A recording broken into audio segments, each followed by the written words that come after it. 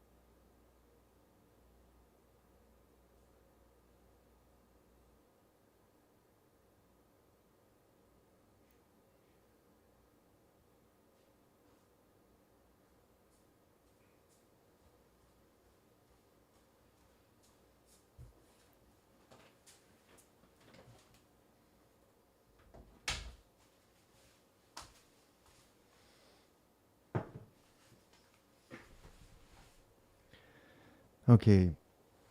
Um,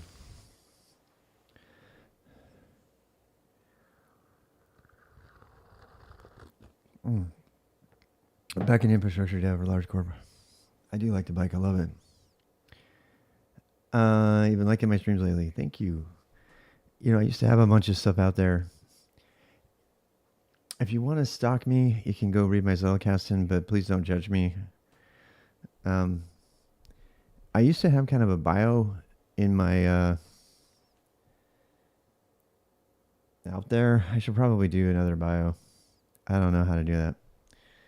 If I'm gonna start writing the books and stuff. Oh, that's good coffee, and it's hot, which means it'll still be hot later. All right, um, so what was I talking about? We're trying to get. So what I'm just trying to decide is to do doc from. So the first thing that I'm strongly considering is not calling it help. So there's going to be two built-in commands that are automatically in everything: doc and bar. Since this memory, actually, I did the other day. We asked it to make a bio, and it was awesome. It was really great. Yeah, I'd say here's what ChatGPT has to say about me. I guess. So we want doc and var, and those are deliberately not human-like things, and they're also very likely to not conflict with other things. The reason I wanted to make it doc is because of one of the reasons I've been thinking about doing embedded documentation. So like when I did the keg project, I had the Zet project, right? I or asking it to roast them.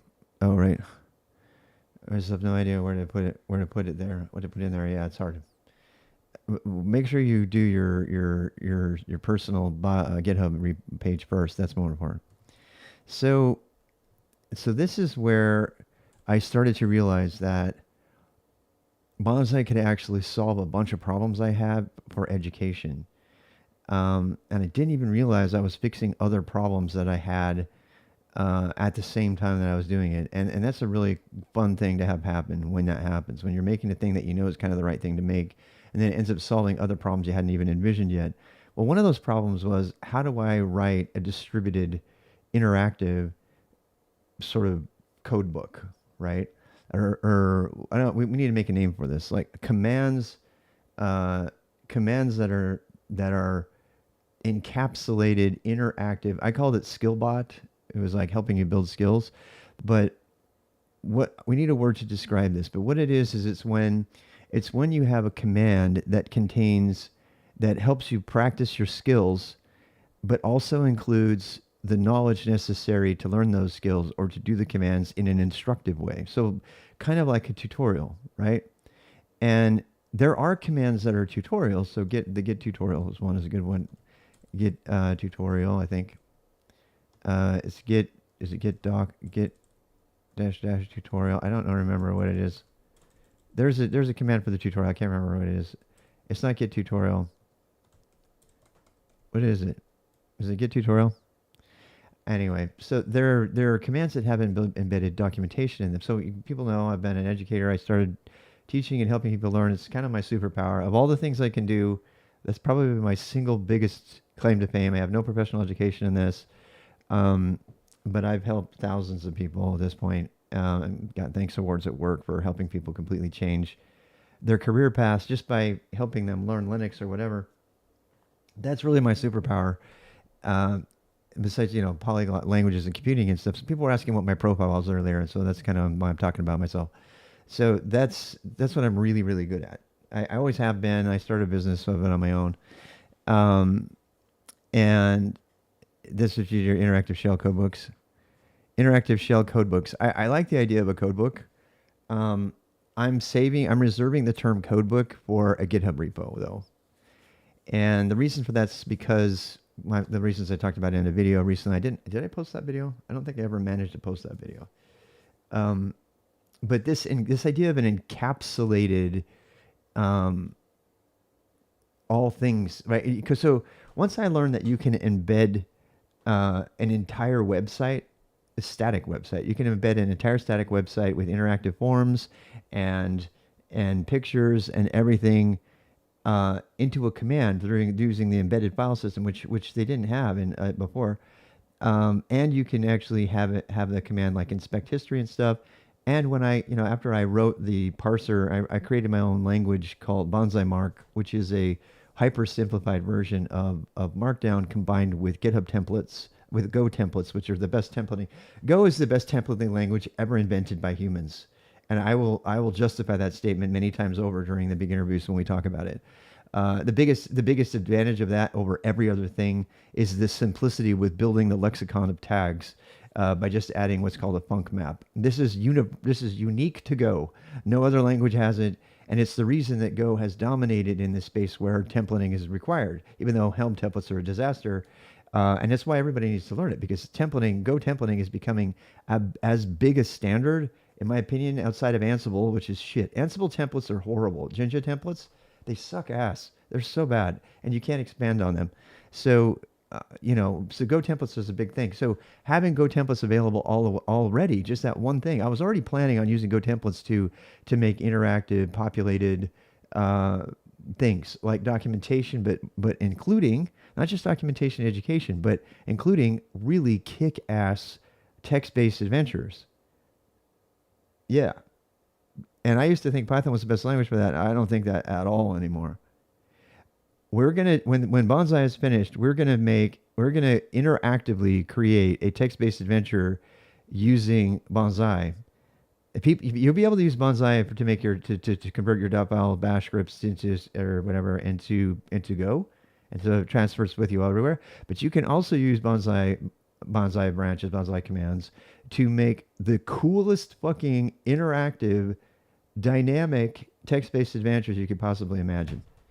And I can't wait. I cannot wait. Not to mention the fact that those text-based adventures, you could change one cached variable setting, and you could actually make the entire text-based adventure include text and images, which means you could actually ship games and applications that come with their own little web server that are completely encapsulated that nobody else can even see. And you can play it and play it. So you could make, I mean, you can do some really amazing things. And then I was like, oh my God, I can encapsulate my entire Zettelkasten dynamically so that I can ship it to anybody and they can search it live. So I could make my entire blog and I can make my entire blog and all the data that I've ever put into my Zettelkasten, and assuming I clean it up, I can make that all available to somebody in a command that they can download anytime.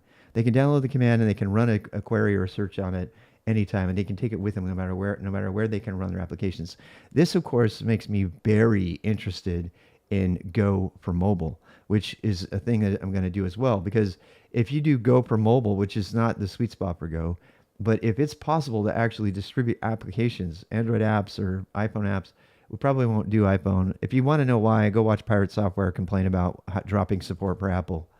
It's absolutely brilliant. It's like, I'm not doing it anymore. He's a game developer. He's a really famous game developer now. He got famous making shorts. And for his voice, he talks even more like a radio guy than I do. Yeah, it's kind of annoying sometimes. Or actually, LLC using it from inside NeoVim only. Yeah.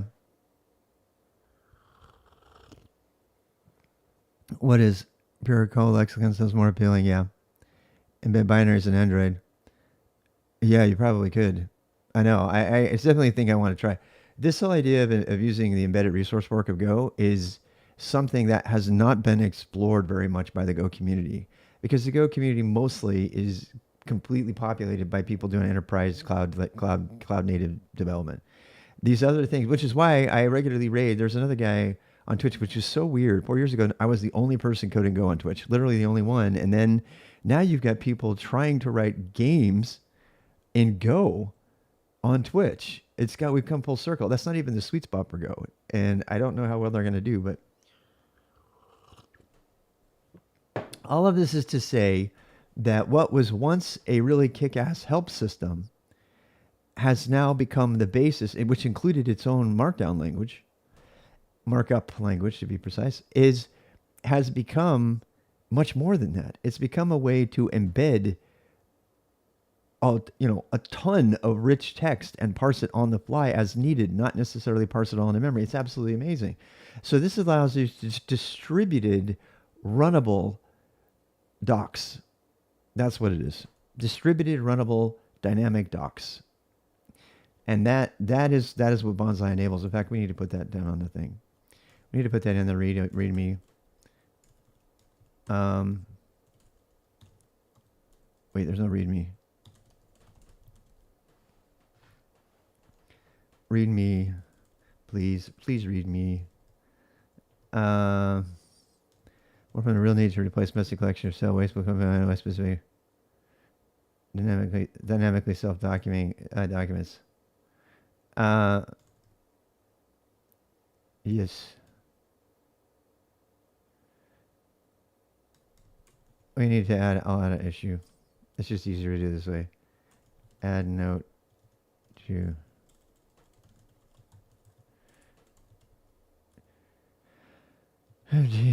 about distributed docs.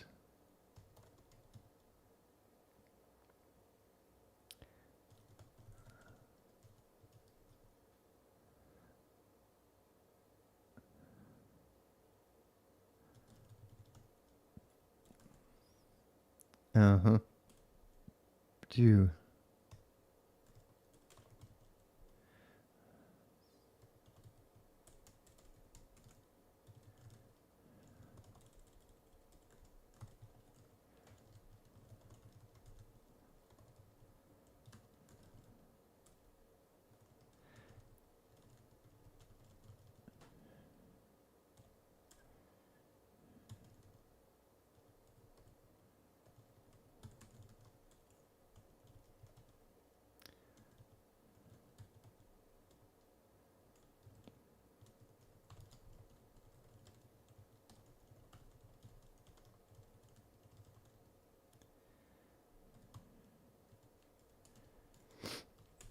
Uh,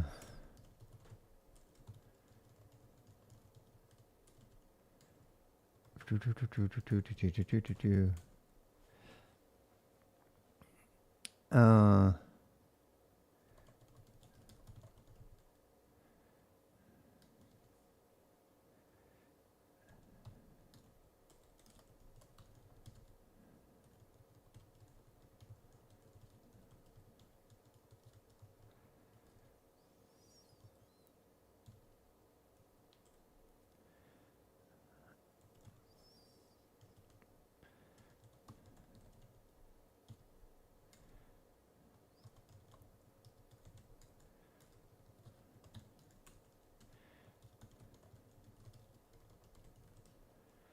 yeah.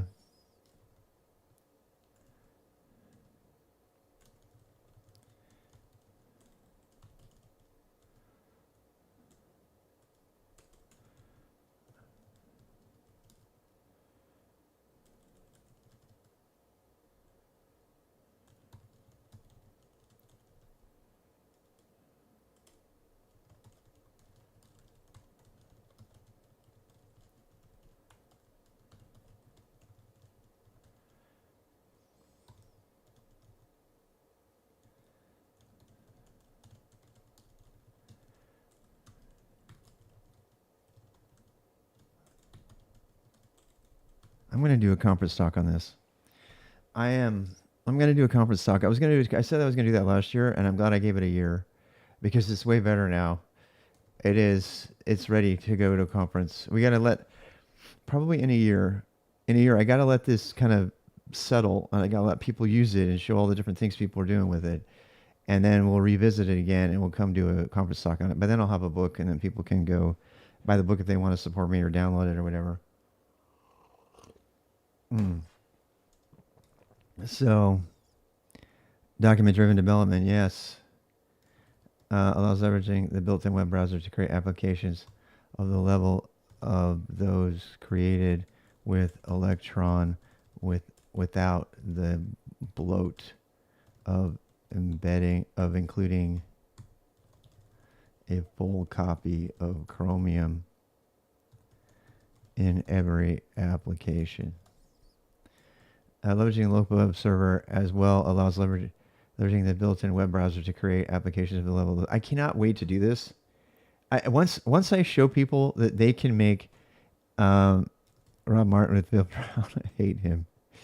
I fucking hate Bob Martin. It's probably not the right person to mention in my presence. I'm a Jim Copeland guy.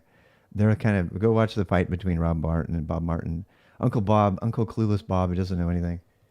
He just loves to talk.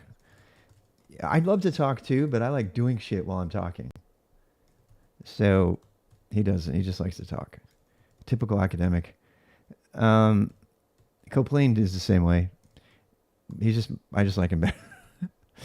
Those are web browsers create applications of a level. Those electron applications. Chromium application. By leveraging PWA approach to web development, this addresses the very real need to banish Electron from all development. Electron is the devil. It is. It sucks ass. I once used a VPN and it had like one little pane that it showed, and it loaded an entire version of Chromium into memory just to show me that one little pane because of Electron. So this gives another option. This is like I just can't. There's just so many options here. It's driving me crazy. In fact, I can totally see the future of this, and that's what's making me crazy right now. Is I can't get it done fast enough. So how much time is it? It's 11:41. Um, all right. So see back in a PKG. So I was going to show you the keg thing here. So the keg text, the English text here. So each one of these commands is documented in Markdown, and this is legitimately Markdown. That also has Go templates in it, which are completely safe. I am going to make an LSP slash probably in Peg eventually to read this, but you really don't need it. If we need to combine text Golang text template with Markdown, in our syntax highlighter so that it shows them. But I could actually probably just, this is really, really easy to do. It's really easy. It's really easy to combine those two. I probably will end up doing that. That's actually a thing I would probably like to do in Lua. That's a good Lua project. There we go. There's a good Lua project. There's a good Lua project. Create a syntax highlighter. I'm not going to do an LSP for it because I'm not about tree setter. I've decided, but I could make a syntax file that doesn't use regular expressions. I mean, tree setter is not regular expressions. I don't want to have to force people to use tree setter. It'd probably be regular expression based. Anyway, I could do a Lua that combines Markdown with the rest.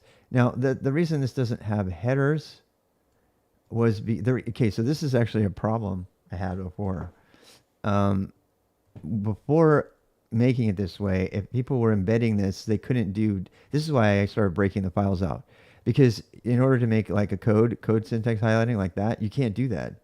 You can't do that if you embed the documentation. It was a huge bug in my approach, and then it got me thinking. You know what?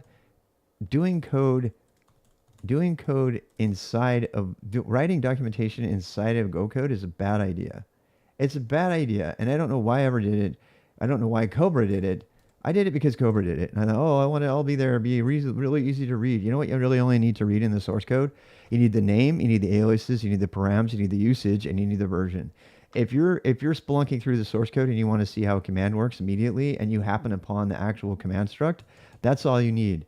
If you want more than that, then you go to the documentation and you run the help or something like that. So there are some that have been solved. There's a ton that have been solved. Yes. I'm not going to do that until this version's done. When this version's done. I need to go. There's a lot of things I need to do. So this is what I'm trying to tell you. See this whole section right here? I don't need any of it. I don't need it. The idea of this originally was going to be that I could do a JSON dump of it, and that you could look up a specific thing and maybe end up making an endpoint for or stuff. You don't need any of that. Could I use JSON or YAML for the documentation? Yeah, but I don't need to. In fact, what I am going to do is I'm going to use Markdown's built-in front matter approach to do the same thing. I'm going to do exactly the same thing using front matter, because this is all front matter. All of this except for the description is front matter. So that means that the only thing I have to do for the doc system, not the help system, the doc system, this is grown from beyond help. This is a documentation system, and I will include a hidden -h that pulls up the doc, because I want to allow people to have the default behavior, not necessarily be run the docs. That should be the default behavior, but I don't want that to be the default if they don't put any arguments. That's their if they have a command, they should be able to say I want help as the default. So that would be a Boolean, right? So then we would do you could say doc from, and then you could say doc default. Was a doc default command. We could say default command. We need to say, actually, the default command before was always the first command, but now that we were putting help in the front, so we don't need to do that anymore. We need to actually say commands hidden, and then we see default. Hey, Ishab, what's up? So let's say default. We're going to have default be the default command. And the default command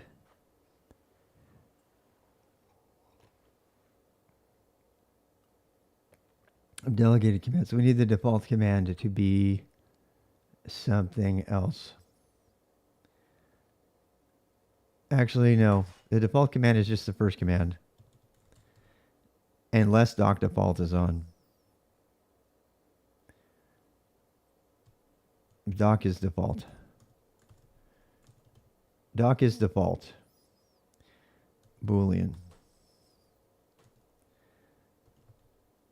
I don't even know why we have JSON on this. In fact, I don't even think I'm going to support the JSON stuff anymore, because we really don't need it. We don't need it.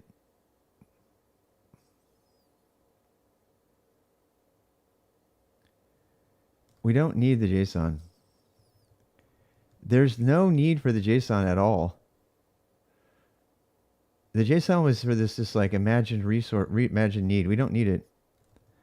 I like the jacket. Thank you. Um, it is flavor. Make internal doc command the default. So I don't know why I spent all the time doing all these JSON tags thinking, you know what it was? Because I thought that I was going to be passing stuff around this way. But the fact is we don't need any of that. In fact, I don't want to pass it around as JSON. I want to pass it around as MIME. My stuff is going to be MIME typed. MIME typed is way easier to parse. It's much better, and it's the basis of the World Wide Web. JSON for that sucks ass. Yep. We're going to use Markdown as a documentation format for everything. This is going to be very documentation, going to be very Markdown centric. There's no JSON in here. There will definitely be JSON converters and stuff, but that's easy. You could just take a Markdown file and convert it to JSON yourself. It's not hard. Because the key value pairs at the top are YAML. They're YAML pairs, and they will be YAML pairs here. They're just pairs. They're also valid Java properties or TOML. They're 100% TOML because they're just key value pairs separated by equals. So this is definitely what we want.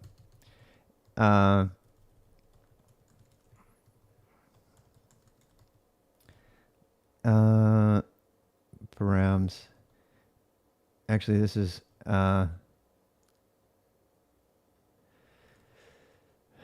so this is actually a little bit harder. I really hate that I can't make this a string. If I make it a string like that, it's super easy to do that. But the problem is the parsing. I can't do the command completion and parsing, or can it?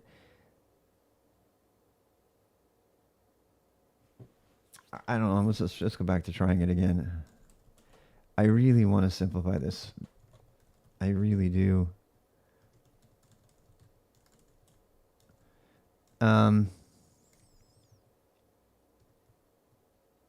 Lazy loaded embedded file as string only parsed if when doc help displayed. Doc command run.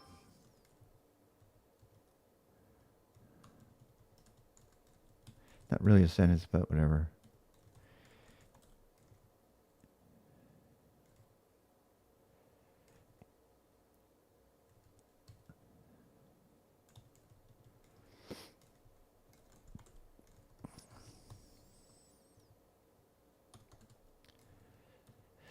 These are all templated. We got to put filled. We got to call this filled. I'm going to put filled instead of template. That just means it gets filled before it gets run. These don't get filled. Yeah. Doc from template. This is the Bonzai mark.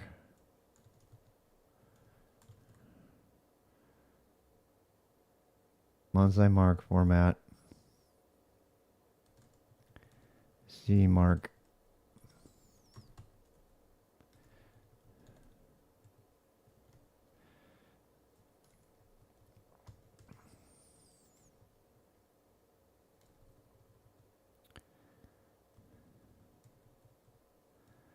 C Bonzai dot. Is it fill?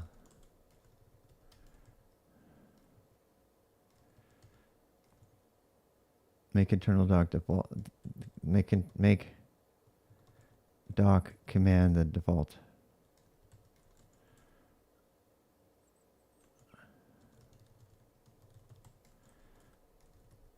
I want this to be self-documenting. So this down here, bye-bye. Don't need you. Sorry, don't need you anymore.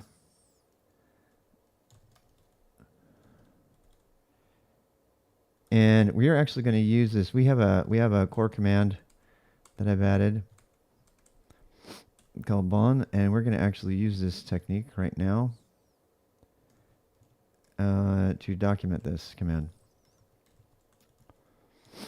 So this is going to be, and I'm actually going to put it in under text. So make directory.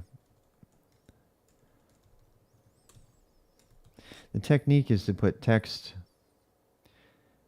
Well, we can't call it doc. If we call it, no, we can't. We can't actually call it doc. We can call it doc. Doc is the reserved name for stuff that gets rendered in an overall project, right? Mm-hmm. And then we do core commands bon doc, and we could just say so doc.go would be the main one. No, doc.md. Yeah. And the thing that's crazy about this is you'll be able to render. So this is all markdown. So on CMT.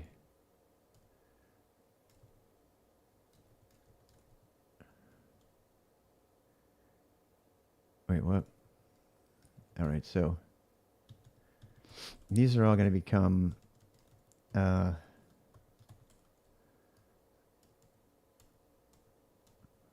what? Why is it doing that? It's not completely doing it the right thing. I don't know what's doing that. All right.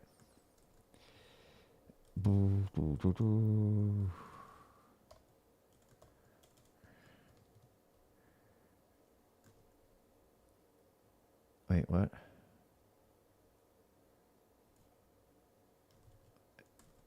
It must be tabs. Yes, it is. Okay. That's weird. That's weird. Is that all the way left justified? That we have that big of a gutter? Damn. That's a big gutter. Anyway, so this is the markdown. And we can have the name redundantly here. So that's it. Name, summary, copyright, license, site.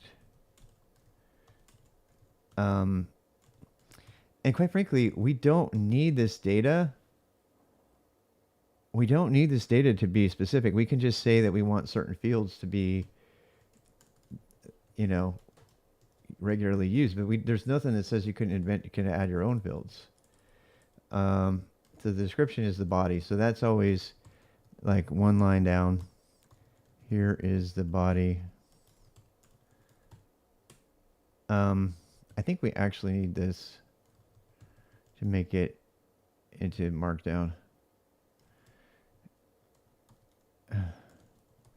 Pandoc Markdown format. It's called front matter. I've always hated front matter before, but this is a really good usage of front matter. There you go. Front matter.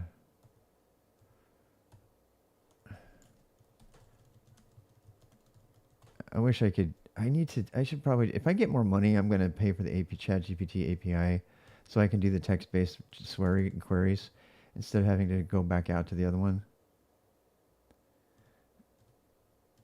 Front matter. The contents preface. These are front matter things. Fine. I always end up spending more time than I should.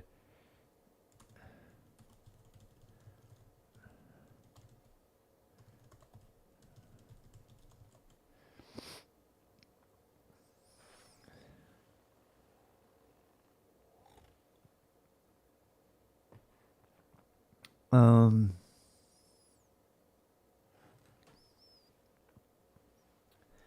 Markdown file is placed at the top of Markdown and closed by delimiters. Yeah. Introduction to Go. Author Rob. How does it know I'm writing a Go book? That's kind of funny. Um,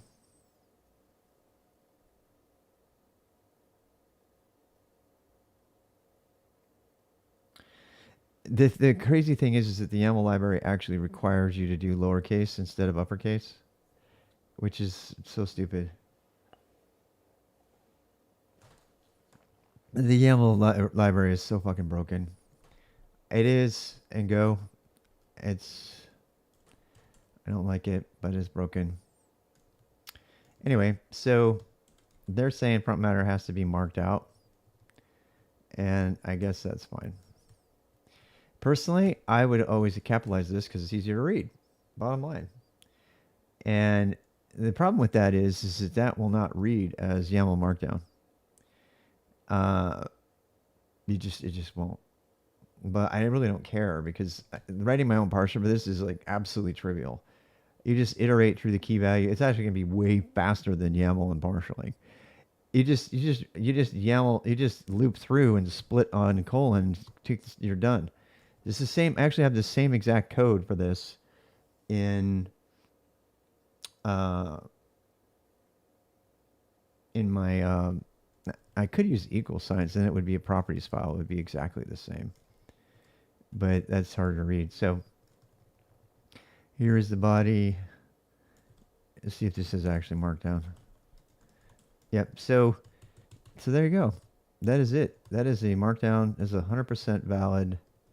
The thing that's cool about this is that I can actually level up the markdown language, all the stuff that's supported in the language, and over time we can do that. Now, another thing too I didn't do, I don't know if you saw, but I avoided the use of headers in my keg docs because I cut and paste this stuff out of the document when it was embedded in Go. And if you know how Go works, you know that to put an inline string, you couldn't do that, right? So getting started probably shouldn't be a triple dash here. It should probably be this. But at the time, the language doesn't support headers. It doesn't support subheaders. It only supports the single level of header because Bonzai mark is absolutely minimal.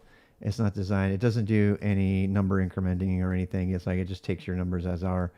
And basically, it forces you to create readable markdown, which I like. I don't like it when people abuse markdown to the point where it's completely unreadable. In fact, I used to think that not putting one here was a bad idea, but I don't agree with that at all anymore. Especially since this text is designed to be read by random people and not people that are going to render it, right? And it's so easy to renumber a bulleted list nowadays. Something, right? I can do 4 here, and now I just do this. I do boom, pandoc, and just render it. And whoops, I can actually. What is it? Num? I think it's num. Num format. Whoops. Nope, that's not it. I'm trying to find it.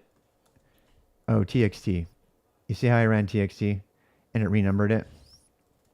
Txt. And that's the kind of thing you could automatically fix. Take that out and you just run it through txt again. There's in modern editors, there's really no reason to put one dot there. And that is a really big change in my position. I used to think that you were hurting yourself because you couldn't reorder the list and everything. Well, it's such a trivial, easy thing to just rerun txt to renumber it that having the readable numbers is more valuable than the few seconds of extra discomfort you have by having to renumber this section. Most sections will renumber on their own anyway. That's so the old school way of doing one dot is wrong. And in the spirit of like forcing people to do things better and correct in the future, which of course NeoVim loves to do, I am going to do the same. So that explains that. But bottom line here is that all the documentation can be in Markdown. All I have to do is tell somebody that Bonzai allows you to create command line commands that can be fully documented in Markdown to win pretty much anybody who knows command line authoring. And they'll be like, oh my God, yes, please. I hate maintaining all those documentations, those shitty Cobra files. And maybe this will pressure Cobra into actually making something useful. So anyway, so we could put here, we could put Bon. We could say, actually, I already have a Bon. So we'll just copy what's in that one. Where's Bon? Do I already have a Bon? Yep, there it is. All right, so here we go. So the text.go. So you can see me kind of over the years evolving this into this. This is where all the embedding happens. This, unfortunately, I cannot create an embed. I was going to do an, this cannot be done automatically, unfortunately. But it can be created by the tool. So something that we could do is we can make an auto formatter that if you add, well, we don't need that anymore. We can just add the one. And before you had to add a string for every single thing. And that was a pain in the ass, right? Because every single string was a thing. But if we just use one file, oh my God, it's so much better, right? So let's go check out the text, which is going to be doc now. It'll be doc. And we're not going to internationalize. That's just not happening. So Bonzai developer branch, Bonzai branch, Bonzai developer tool.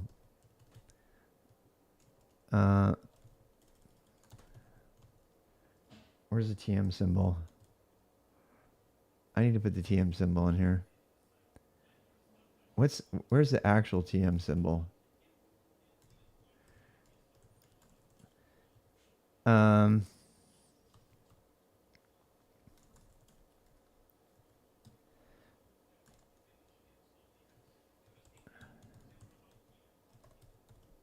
What time is it? 12:04. Okay, we go into 1 and then we'll stop. We're going to 1 and then we'll stop.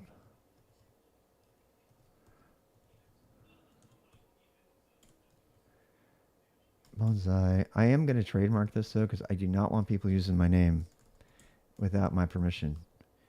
That is really important. They can use it like Torvalds allows people to use Linux, but you know, I don't want people. I don't want to get as crazy as Rust, but I also don't want people using my name because they can muddy the waters. You can have people attack my project, and I know this is paranoid, but they could like make a whole bunch of stuff called Bonzai that comes up in search engines before mine. I don't want that. The YQ tool has that exact problem. The Python shit pulls up before the Python one. So official Bonzai helper tool. So this is going to be how you do it. Copyright. I already have the copyright stuff. You guys think I'm being, I don't know. What do you guys think? Am I being too paranoid? This is so freaking good that educators are going to get a hold of this, and they're going to. I'm going to present this at ISTE. I'm going to apply to present about using ChatGPT for language instruction at ISTE. I am going to do that too. And if you want to do it before me and you get there before me, good for you. But yeah, there's another thing. So you see this copyright segment thing?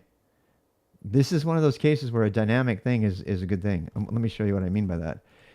I can actually keep the year updated dynamically, so it's never out of date. Yeah, watch. So I can do, well, first of all, let's find one that works. I find a good one. Keg.go. I also need to redo Keg, and this is a good time for me to redo Keg. I'm not going to make Keg a Zettelkasten tool anymore. I'm going to make it a knowledge. I'm going to make it a knowledge-based management tool because it's not really a Zettelkasten tool. It takes some of the things from Zettelkasten, kind of back to where I originally was.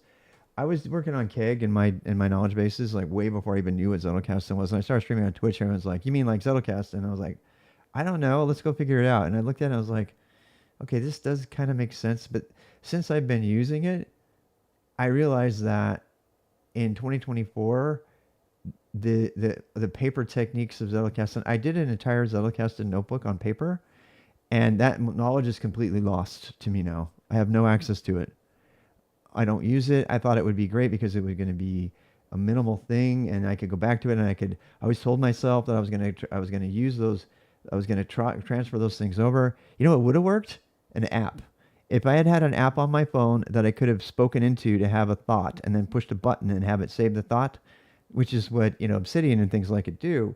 Obsidian tries to be a Zettelkasten. It claims to be a Zettelkasten. It's not. It's not. It's a knowledge-based management tool that looks a lot like a Zettelkasten. So stop calling it a Zettelkasten and then just call it a knowledge management tool. It also does a bunch of stupid things like making everything into unique identifiers using UUIDs, which is totally stupid. So I'm going to change Keg to be a knowledge management tool and sharing device, sharing tool. And I do plan on finishing it after all. Because especially now that we can bundle kegs, that's going to be like, it's already got built-in search engines and all kinds of stuff. It's just a note-taking, knowledge-based tool. That's all it is. That's all it is. It's not a Zettelkasten tool. And I'm going to stop doing Zet all the time. I'm going to change all my stuff out of Zet and put it back into Keg. And, maybe I'll have my top level directory be notes or docs, or it'd probably just be notes, because it's more people. I don't have to catch everybody up on what a Zettelkasten is to have them understand that it's my collection of notes. So like, how are you managing your collection of notes? Well, or I could call it KN, or KN is one of the, like a knowledge network, like a knowledge node. That's the thing. So I know I'm kind of like I've just learned a lot in the last year, and I took a huge break away from all this stuff. I took a full year off. I was using all this stuff for a year, but I wasn't developing on it. Hey, what a novel idea. Maybe the developers should actually use the shit they make. That's what happened. I actually used it. I used it for a year, and I'm coming back at it. I'm like, man, I wish it had this and this and this and this and this and this and this. And now I'm like, hey, it's my thing. I can make it. That's why I learned to code. That's why coding is powerful. Yes, you can get a kick-ass job, but more importantly, you can make stuff you want. You can make the stuff you want. You can live your dreams. Learn to code. All your dreams will come true. Parse decks. See, here's like the index parser and everything. So scan decks, make decks. Markdown is the first ever since upside. We're actually going to make it. We're going to write a version. I'm going to write a version of VI, a minimal version of VI that's compatible with Alpine VI, and I'm going to make it so you can bundle it and carry it with you. You use ChatGPT to write code because ChatGPT doesn't write good code. Everybody telling you not to become a coder. Please don't learn to code. Please don't learn to code, because then everybody else who keeps learning to code while everyone else is following the trend, you just made my job and skill set like 20 times more valuable, because all the idiots who are firing people who think that ChatGPT, you should still learn ChatGPT. The people who are going to go over the top and destroy everybody else are the ones who use ChatGPT to help them be good programmers and take them to 10x programmer level from just a regular programmer level. I believe in ChatGPT. I use it all the time. It's a wonderful tool. I love it. Is it going to replace me? Fuck no. The only person who has to be afraid of ChatGPT is people who shouldn't be coding in the first place. So there you go. Yeah. People who do cut and paste coders who like go out to there, and I've worked with them. I've worked with people who have no fucking idea. In fact, they were my friends one time before they got fired. One of the guys was my friend, and while we were like out, he's like, I have a confession to make. I've never learned to code pro. I have no idea what I'm doing. I just cut and paste everything from the thing. And I'm like, this code was running on like American Express and big, huge accounts. And he had no idea how to code. He never even learned how to code, not even minimally how to code. It's like, yeah, I've always wanted to do it right. I'm like, being an autodidact, it wasn't just that he had imposter syndrome. It was like he actually didn't know. And it became obvious over time, even though, and he accidentally fell ass backwards into a job that was 5 times more than he should have been making, because when he was negotiating, he thought they were talking about hourly salary instead of annual. No kidding, that's a true story. He thought he was negotiating an annual salary instead of an hourly salary instead of annual, because he's a fucking idiot. He's one of these brilliant idiots.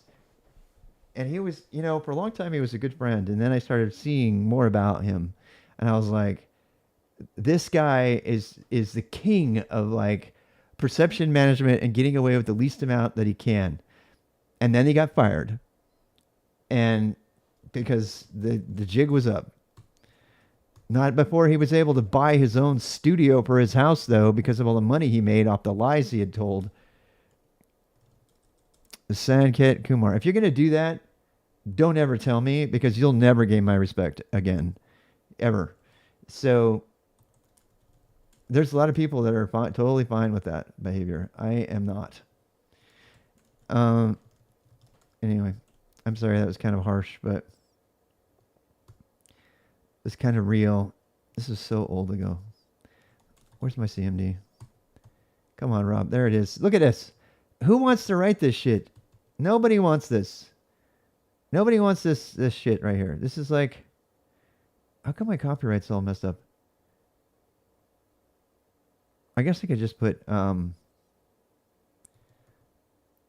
what I was going to show you is the year. How you doing? So let's do that. Let's do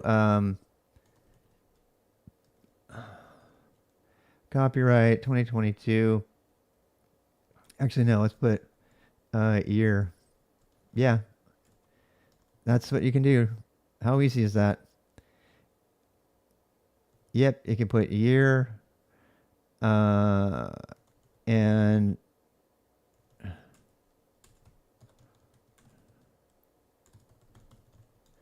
if you want, you can put your way to be contacted. Yeah. License. This is the Apache string. So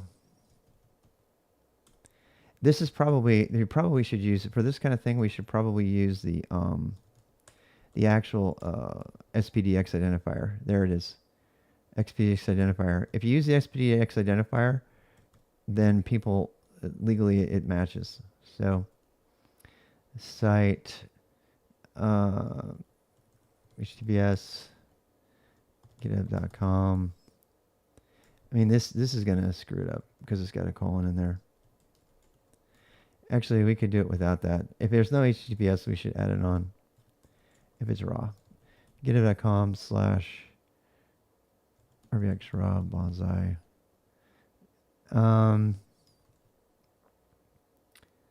Oh wait, we should probably make a site for this. What should the site be? Bonzai.github.com rbxrob. No. rbxrob. I'm going to put all my documentation on GitHub so it stays after I die. I'm not going to make a custom website for this stuff because I want it to live after I die. If you die and you lose your domain, your website's gone. The end. I don't know why people do that. I don't know what they're thinking. I mean, it will, the Wayback Machine will save it, but that's it. So, source github.com. I don't know why this would ever be different, but, you know. So, bonzai.git.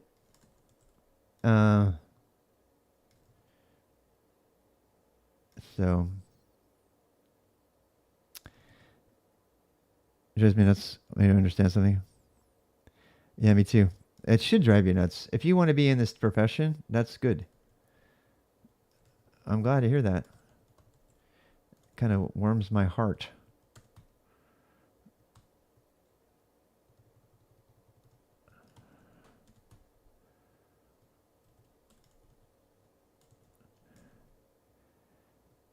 Yeah, HTTPS is assumed. I'm not going to force people to put it. Let me tell you, would have developed a technology to preserve consciousness. Not me. No, because I don't spend that much time developing, to tell you the truth. Bonzai issues.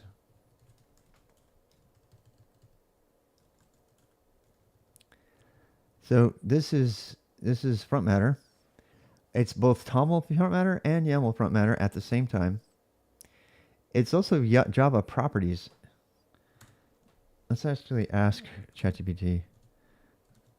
Can I optionally use colons in my Java properties files? I don't know why people would want that, but GitHub is not. If GitHub dies, the whole world will die. You have to depend on GitHub. The reason you shouldn't depend on GitLab is for that exact reason. GitLab has a really serious possibility of dying. It can't stay funded. GitHub almost died, and Microsoft saved it. And now that's associated with Microsoft. You may hate it, but Microsoft is not going anywhere. GitHub will never go anywhere. Java properties you can condition. The entire world would stop working if GitHub died. So GitHub is the only source repository who actually stores coding archives in the Arctic in case. Never say never. I've said it many times. There is no other way to put your code and your content into the Antarctic computer archives. GitHub is the only place for a common person to put their code there. If you want your code to live on despite a nuclear blast, you must use GitHub. What? You said it in front of me. Never say never. Well, I say never all the time because I really think that it's never. I say Java and properties files with different delimiters. Okay, good. Using colon, spaces are found in delimiters. Okay, in Java properties file, you can optionally use colon. Java properties supports equals or colon. Yay! So this particular front matter is compatible with everything. It's compatible with Java properties. Anyway, I'm not going to debate that any further. I don't need to. Here is the long description. We can say, oh wait, I already have this. Let's go look it up. This is in my text. Okay, we got to go. Well, look at all those. You see, this is why I'm doing this. I didn't have any way to embed documentation before, and now I have like all these commands, and there's like way too many commands, right? So what I needed to do was get a way to parse the whole thing so that they all show up. Now, each one of those, by the way, is a sub command, and there's a lot of commands here. So, God, can you imagine all that stuff being? So, yeah, it would just be a disaster. The AK command. Did we make one for Bond? I don't think we did. I don't think we made it for Bond. I do not think I did. Yeah, see. Description help D. See, this is what I was doing before. That's going away. That's going away. That's all going to be built in. I'm so glad we're doing this. Bonzai branch developer tools. The maybe story.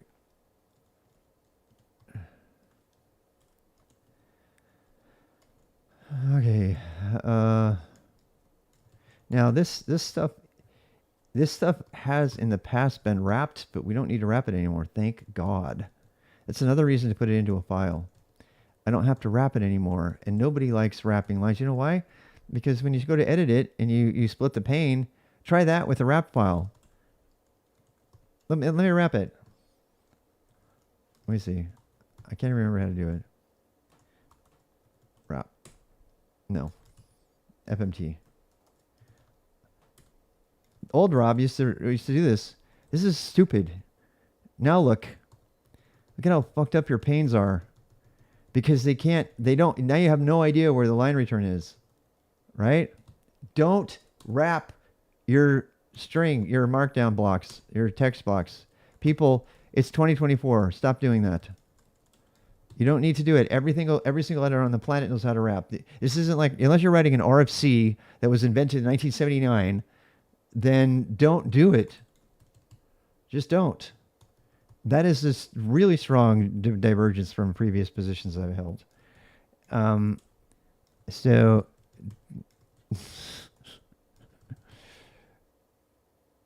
old Rob, don't hate on him. Old Rob is good, but Old Rob should not be rapping. You just should not be rapping, people. You should not. You should not be rapping. I just told you the reason. Look at that. Broken again. Why? Because I rapped. Don't rap, my friends. You won't know where the rapping is. It doesn't matter. It doesn't matter. I don't. You see how much harder it is to read? How's that? Which one would you rather read? This nice one that does the right thing, or the other one? I don't care about seeing the command. I want to be able to read this stuff.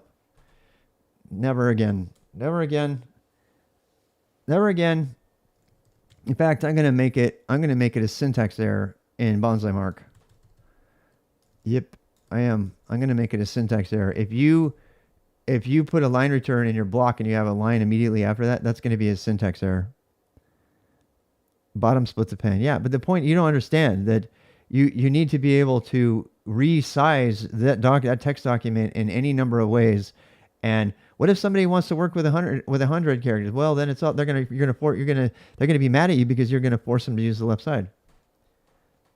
Now, to be fair, I don't put code. If I can keep the code within 82, 72 columns, I definitely do that. That's very old school. Torvalds himself said 100 is fine. But I, this is my thing. I do what I want. So there's no reason to support it. All right. So this is gone. All right. Back to what we were doing. So how many of these do I have open? A ton again. Because I just keep opening new ones. PKL Tmux. I'm the worst at doing that. All right, so wait, what? Why didn't it kill my stuff?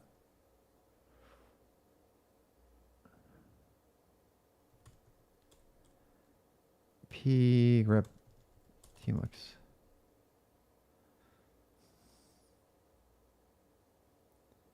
P kill Tmux. P kill Tmux. Do I have like leftover sessions that didn't?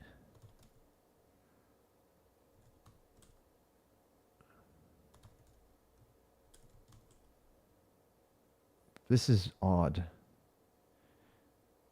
Too much kill. Yeah, I have a command for that. I have like a binding too. I'm not using it. I don't know what's going on there. Watch. It still sees. Oh, okay, they're gone finally. Never mind. All right. So now we're fresh and happy. All right. So doc from doc is def default. Doc is def. The doc is def. Version aliases parameters.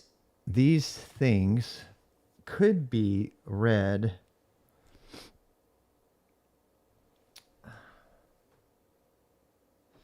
All right, so I have an option here, right?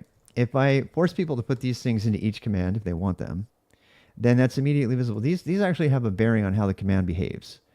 Do I want to make people go open the document to find these? Probably not, right? The problem with doing that is that there's still got to be a runtime evaluation of the command. So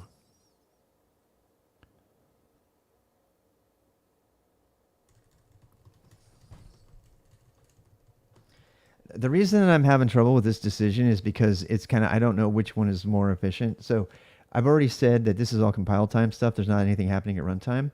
As soon as I dump a bunch of stuff in the doc from, then the parsing of the documentation will be required. And this is why we're using front matter. Because if we use front matter, we can parse the front of that string and it's like not a thing. The string is automatically already loaded. It's already in memory. So once it's embedded, it's already in memory. It gets loaded in memory when the computer opens the program.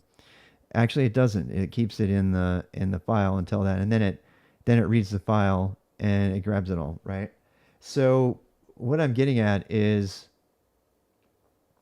if I put these parameters in the command, uh, whether or not I make it so it's a single string or not, um, the command itself will not load what could be rather lengthy documentation segments into RAM until they're used. But if I put these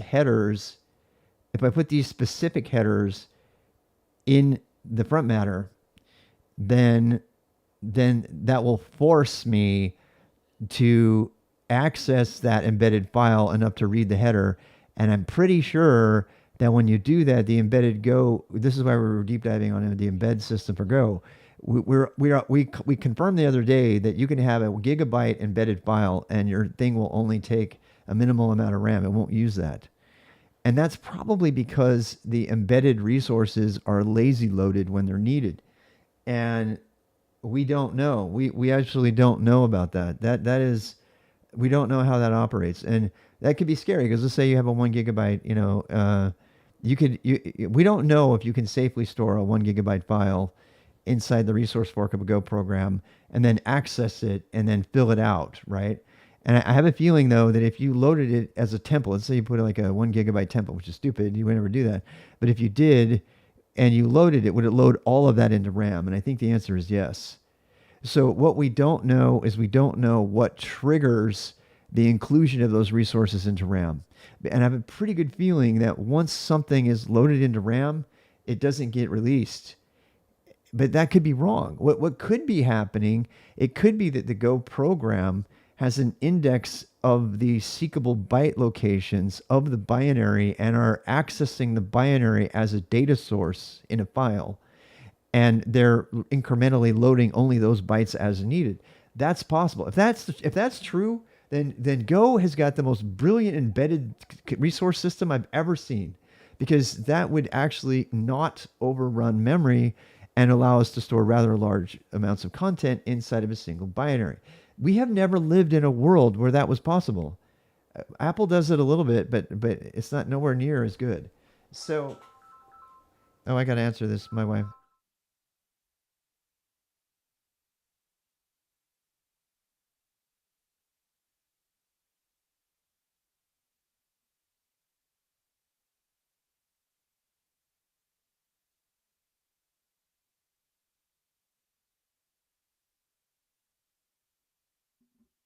They're going to redo our tub, resurface the tub, make it all nice and pretty.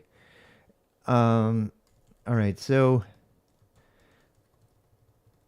I think the real question is okay. So I personally, I think these parameters need to be here. I think okay because, and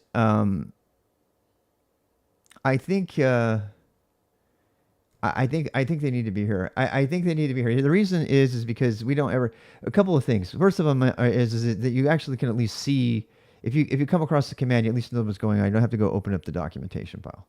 So you get kind of the summary. If you're perusing the source code, you can actually kind of see the basic things, and also you can write commands really quickly, right? If you don't do this, you have to go add the separate file and to go everything, and that's kind of a pain, right? Maybe you want to create a simple little shell script really quick and you want to write it and you don't want to do all that. You don't want to even have documentation. You don't want a version or any of that. Um, I do think the reason version is here is so that we can auto increment it, by the way. Um, that's why version is here. Version and usage are kind of here for that.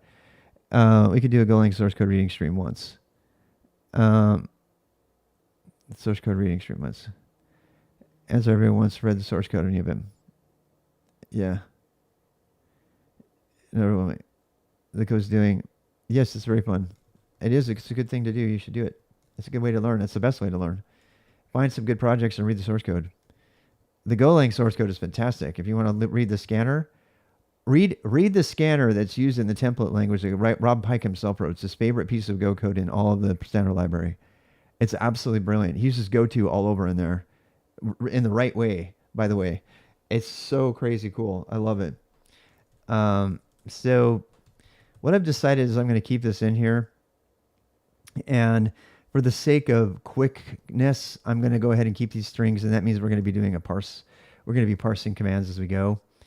I don't think that that's that much overhead to do that. The amount of time The amount of time it will save from forcing people to declare strings here is a lot. It's a lot of time. So we're going to go ahead and keep that there.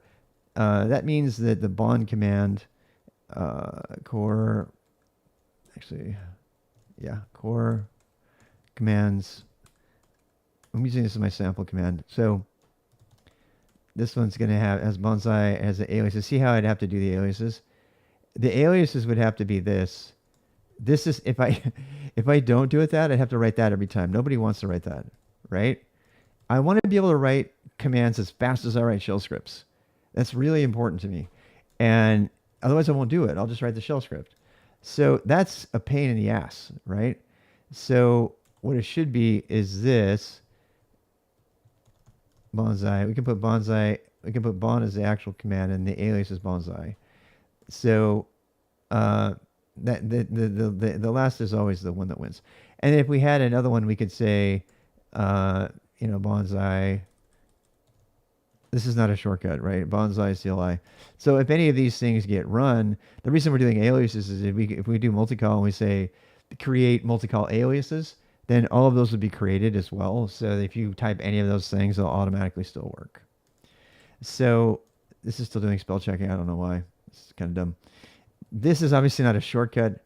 Normally it would be like this. This is kind of the reverse of a shortcut. The way you would normally do this would be Bonzai CLI, and then this would be Bonzai, and then this would be. I probably should make the command Bonzai, and then if people want to make Bon as their alias, they can. Let's do that. So usually the shortest one comes first, but not necessarily. So. The last one, though, is always the actual one. So when you do, like if you do the help here, let me show you the help. This is how the help gets rendered. Or this is help, but currently it's going to be called doc later. So when it gets rendered, it puts out all the commands here.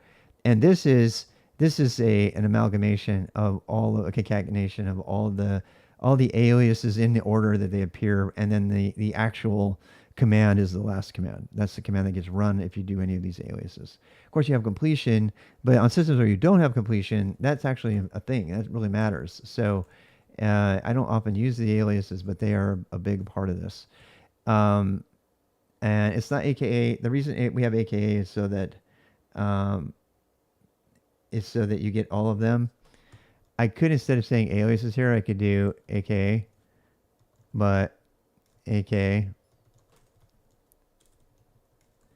Aliases is kind of hard to write, but it's easy to read, so people will know what they're looking at. Anyway, aliases, version, and version is one of these things going to be automatically synchronized when you commit. So that's the kind of thing you probably want to put in here. It's a semantic 0.0.1. This is the hardest thing to keep updated when you make a change. Another reason it's really important that the Bonzai commands have their individual versions is because the overall monolith repo is going to change tagged versions, and the CLI tools need to have their own version so you can tell what version you're still using. This is super important to have, and we need that here. So then we have the copyright we don't need. That's already in the thing. Params. So params is like if you want to do completion, it's kind of like simplified completion. Like if you don't want it to be a sub command, but you want to have really simplified completion, just use params. And then we have the commands themselves. Now the commands are kind of the hardest part. They must be importable resources, right? So we would have to have other commands here, and then we would have commands, and then among those commands. So this actually has to be this. There's no other way around this. Bonzai.cmd, and then you list all your commands here. And this is where the magic happens, because this creates a compile time inclusion as opposed to a runtime association, which is what Cobra does. So that's what that's about. And then these commands are in order, first being the default, unless you want to force the doc to be the default. And And if you want to explicitly say that the doc one is the default, you could say, well, I mean, var, I don't know, we could do it like this. We could say core, uh, I don't know, we would say, I mean, in the old days, we would do this. We would say help.command, and that's going to pull it in. That'll pull the help command in. Um, but no required module provides, yeah, thing. So, but I don't think we're going to do that anymore. I think we're going to have doc.command. And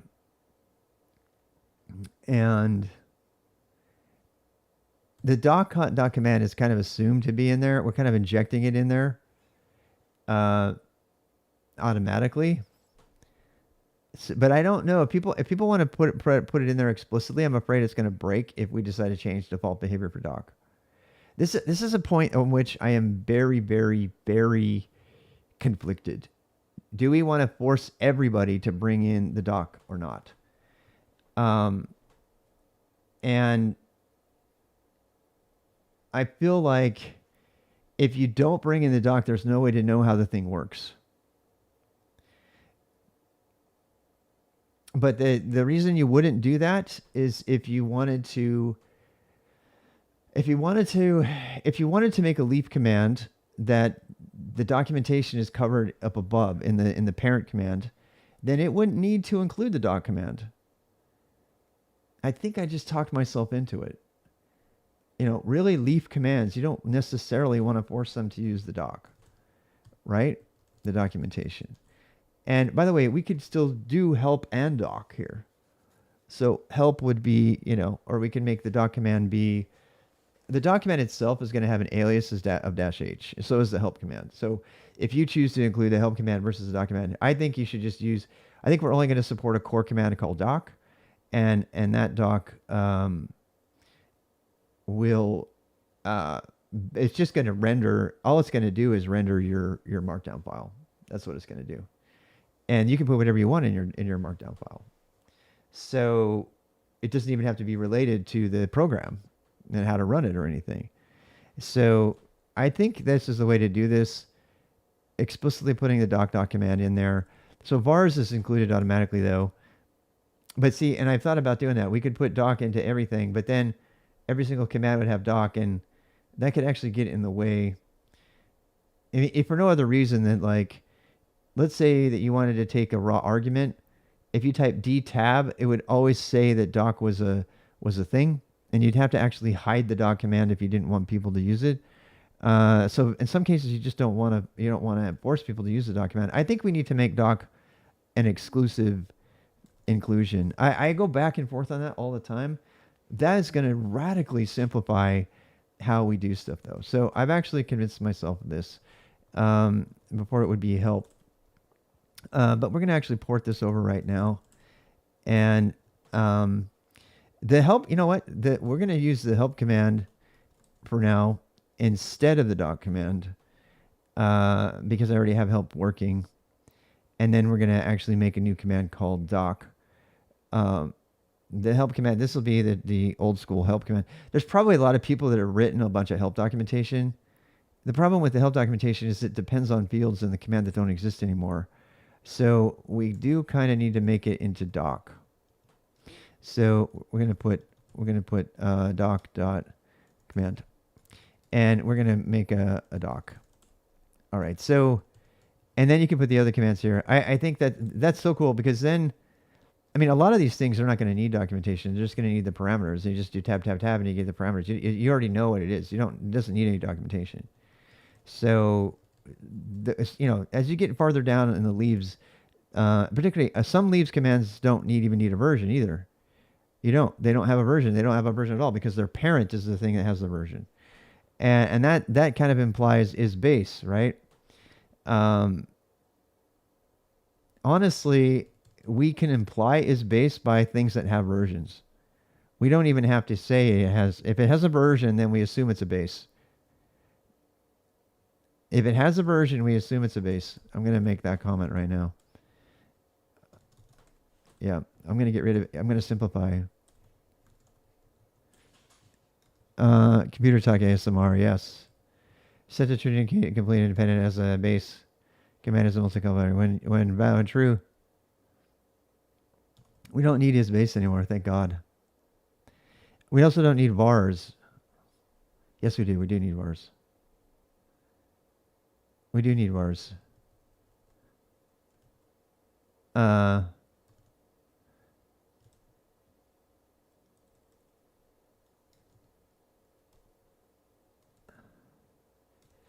yeah, we need that to say if it has a version, it's a base. Actually, if it has a version, yeah, let's do this.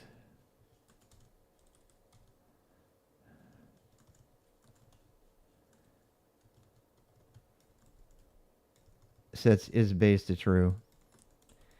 This is so good. Disable automatic help. Nope, don't need it anymore. This is really simplifying. This this code is getting so simple. I love it. I am so happy. What time is it? We have like 10 to 15 minutes. Vars triggers automatic var inclusion and initializes vars cache. This is a vars cache file per completion based on keys and current values. Yes. Um,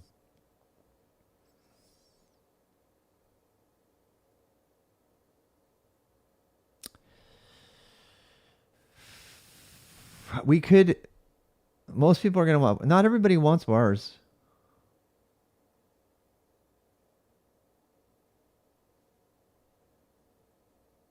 I like the fact that this triggers the inclusion of the command.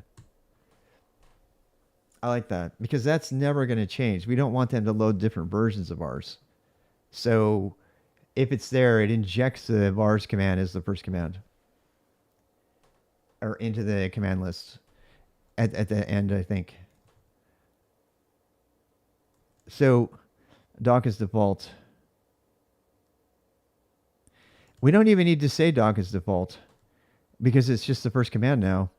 Oh, we're simplifying so much. Delegated first.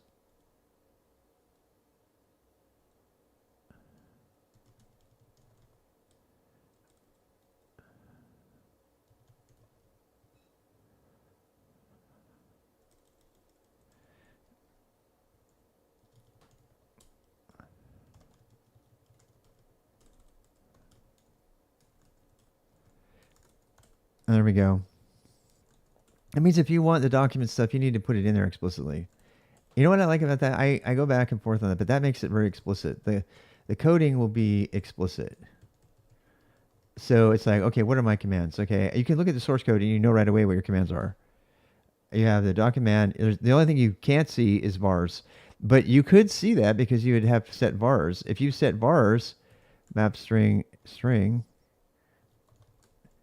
Oh, I know why I did this before. I know why I did this before. Yeah.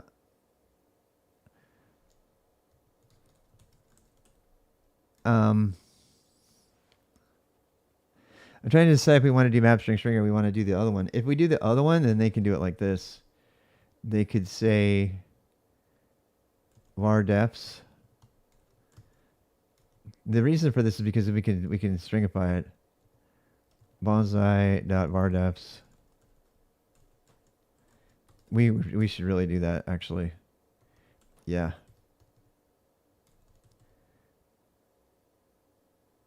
It doesn't need to be a pointer either. It doesn't. It can just be the var defs. It could be something.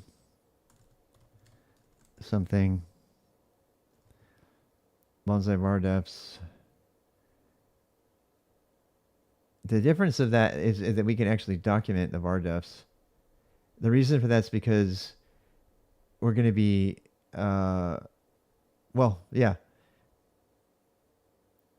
No, we could do bonsai vars.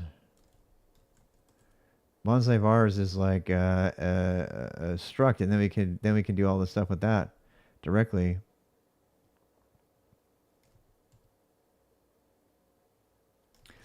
That is way better. That is super awesome. CMD go. Vars. And we don't need this. Undefined vars.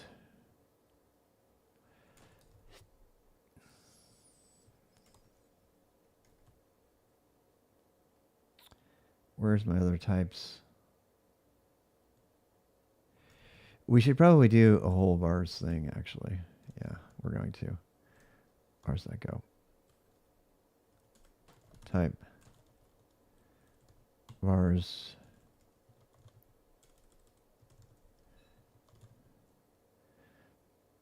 And I actually already have this documented.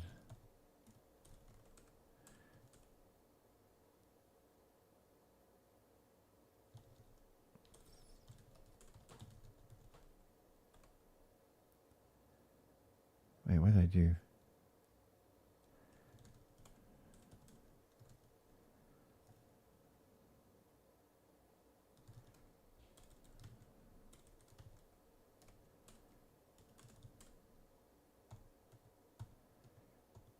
Map string any.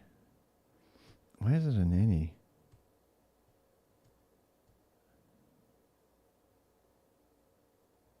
Oh, right.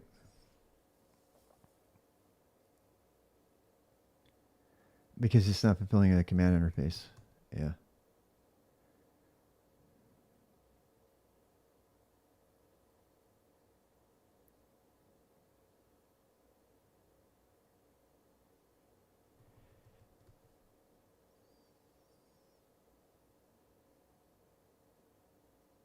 This actually might be a problem later. Because I don't think we're going to be able to call the remote command because it's a different type.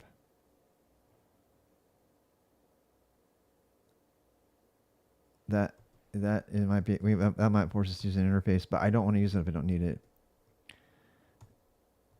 There it is. No, that's not it.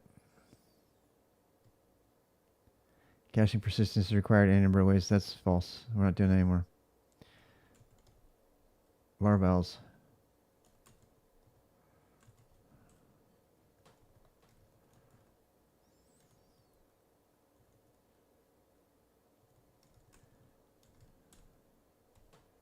Oopsie. Wait, did I not?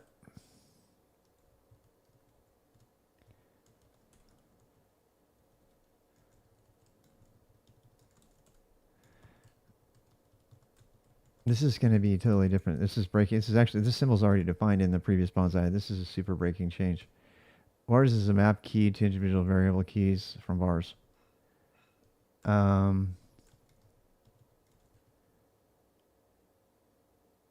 Yeah.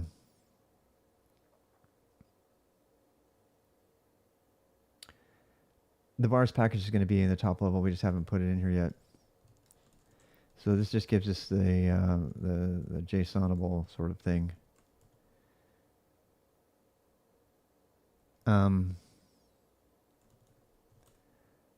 There's going to be like get and set and everything.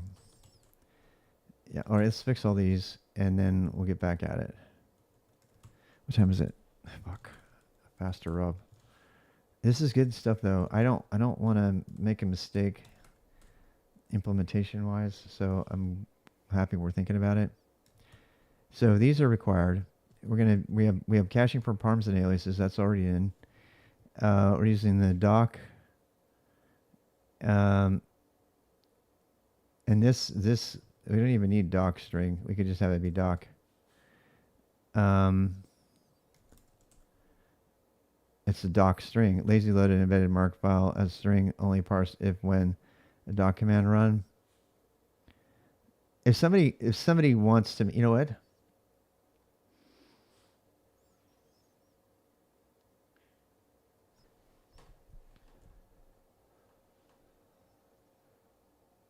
No, it has to be per document. Yeah.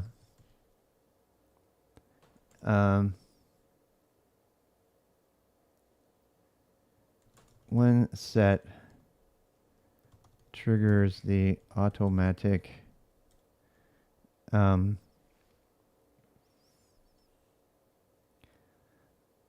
inclusion of the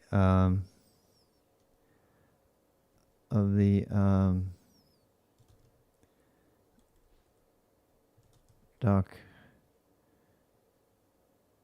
dot command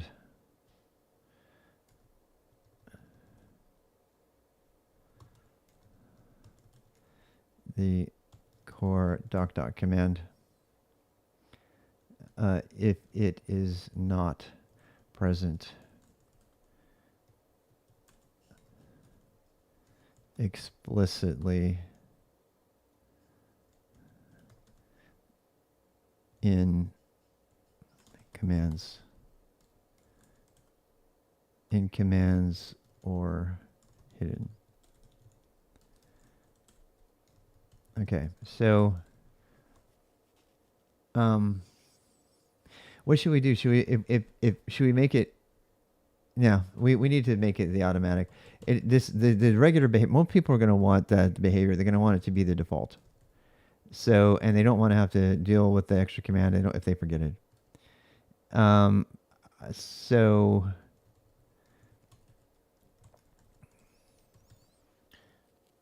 yeah.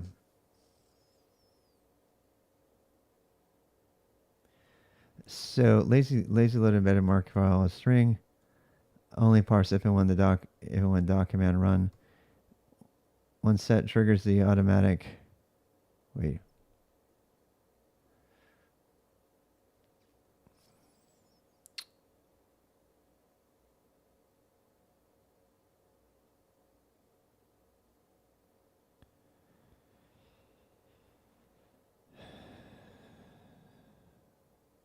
The reason I want it to be automatically added is there's going to be times I'm just going to want to make an encapsulated dynamic doc.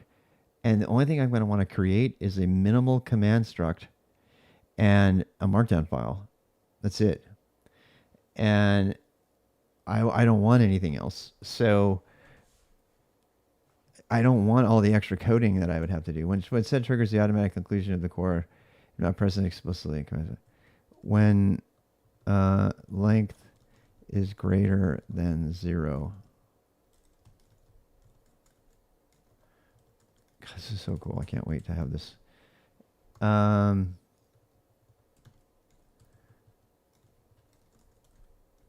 Only parsed if and when document run. When length is greater than 0, triggers the automatic conclusion of the core if it is not already in commands are hidden.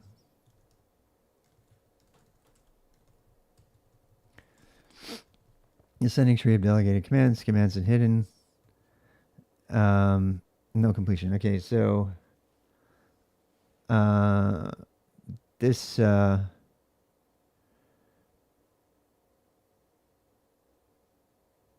think we could make this into cacheable so we can write it faster. I'm trying to make it so that you can make a command so fucking fast. You can write one so fast. And that means making this into a string and parsing. It's a slight amount of overhead for a very big disabled completion. And the thing is you can just add it there. X dash H.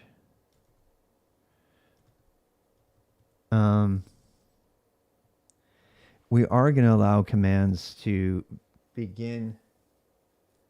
No, we're not. We're going to support -H, and that is it because of legacy reasons. So many people know -H that it would be a travesty to not do that. Example, -H. Actually, that's a commands or aliases,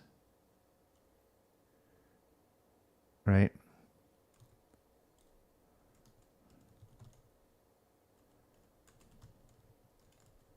We want aliases to be supported, but we don't want them to be shown in completion because we want to discourage them. But if they actually do get used, then we still want to support them.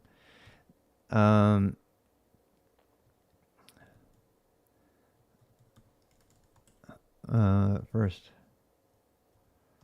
is always default. So if you don't want the doc,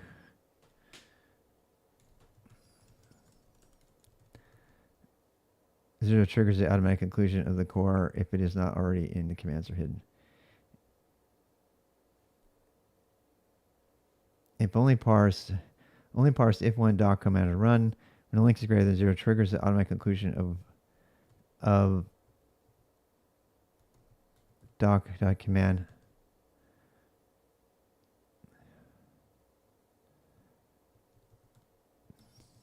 Prepends doc command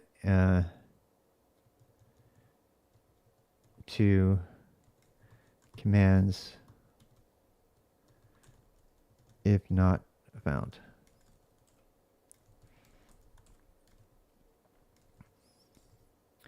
And zero triggers the automatic triggers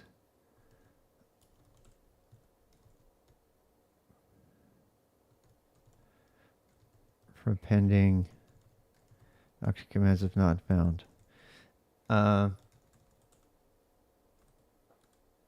Making it the default.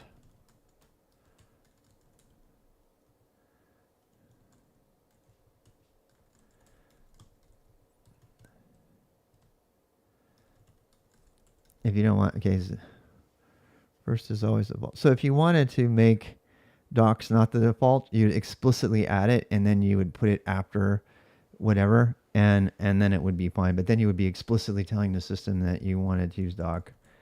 But you don't have to put doc if you don't want. That's the only one that's getting implied. That and var. So the var command is always going to be appended to the thing. Triggers automatic var. We need to have, what is this? Is this core.doc? Doc.command. Okay, so this is a problem because the documentation command is going to need to be included in here. So we need to figure out how that's going to be named. We could call it Bonzai doc command.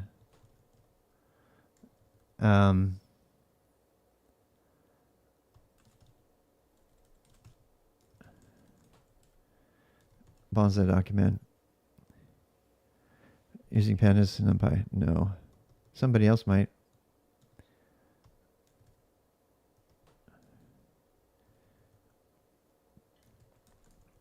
Lazy loaded better markdown to commands if not found. So doc command is in the same, this is in the same top level. That's why we're not going to have that circular dependency, and we're going to be fine. So, hey, how's it going? What's another thing here? Again, we're running out of time. I'm out of time now. I got to go back to work. So, doc command, descending tree of delegates, params hidden. This is completion for commands aliases example -h. First is always the default. We should actually put vars next. I mean, commands, this is the main thing. Let's leave it here. We'll put commands here. Doc and vars. Doc, this, let's put vars up here. Vars doc, func map, completer. The completer always has to be in here. If unassigned will be assigned def comp. Bonzai default completer. If unassigned will be assigned def comp if either commands or params is not empty. Okay.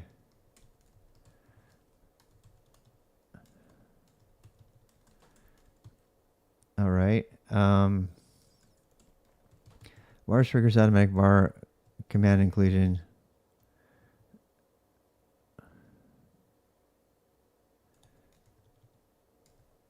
Okay.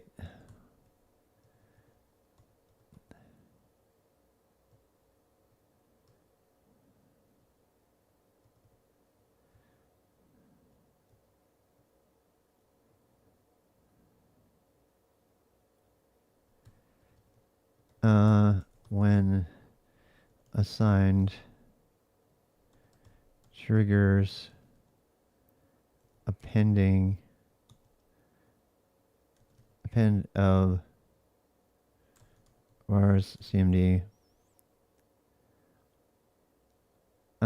command of vars command to commands.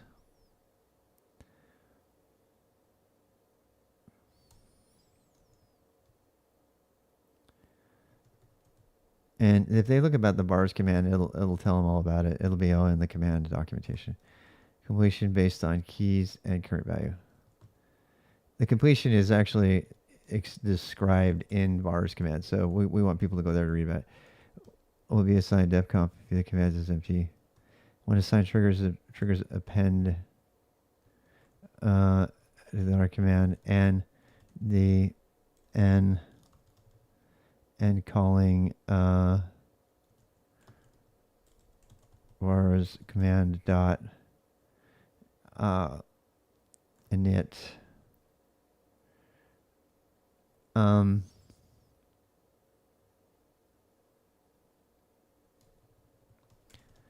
soft init. It means if the file's not there, it'll do it. Otherwise, it'll leave it.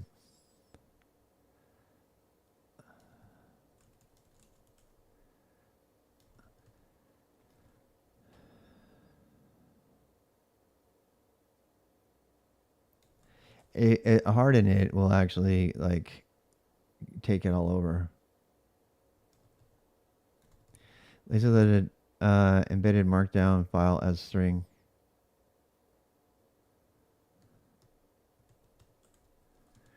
When assigned triggers prepend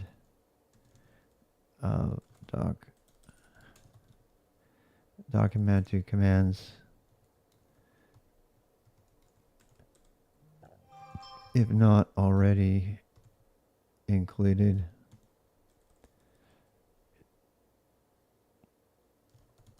No, not already found.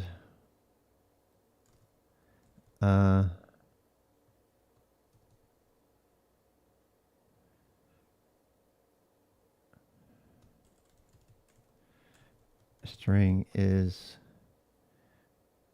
usually lazy loaded.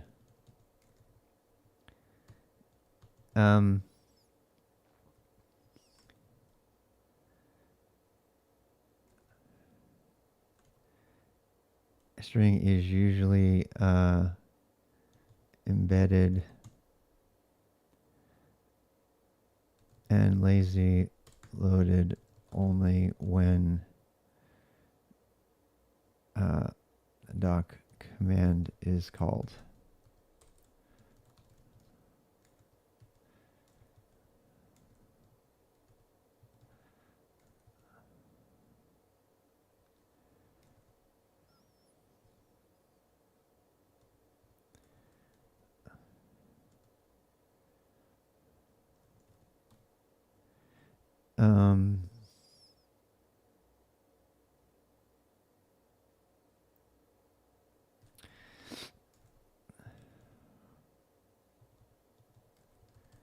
Document if not already found. String is usually embedded and lazy loaded only when document is found.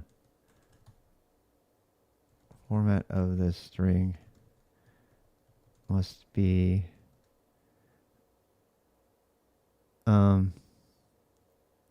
compatible in mark.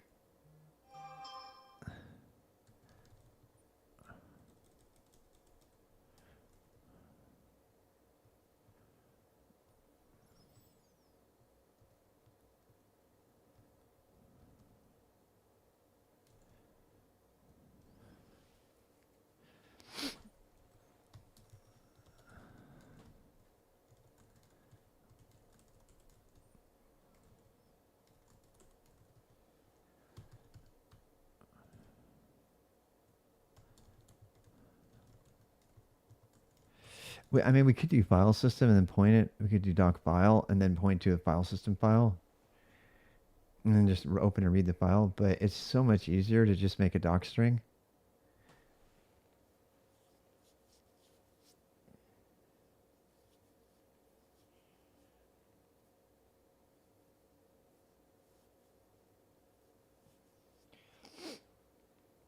I mean, something else we could do though is if we could have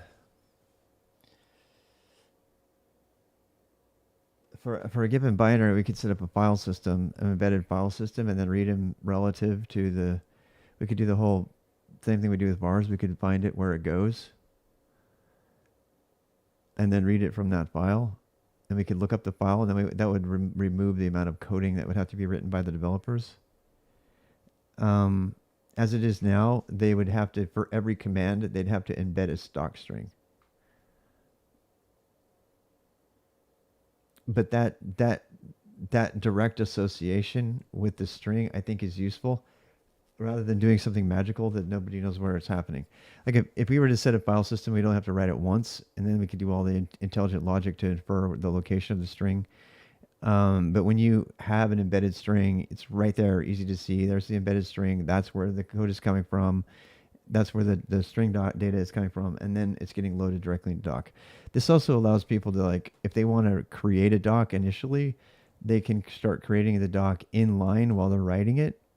And then they can copy that inline doc out. They can copy the inline doc out later and put it into another file if they want to do that. They don't have to do that though. If we did the file system approach, it would force them to put it into a separate file. Let's think about that for a second. Do we want people writing documentation in the command? Probably not. Fuck. We've provided enough opportunity for them to document the basic functionality here. So if they're making something really fast and minimal, if they're going to do more than that, we don't want people mistakenly adding documentation here because then it would be impossible to maintain. This is insane.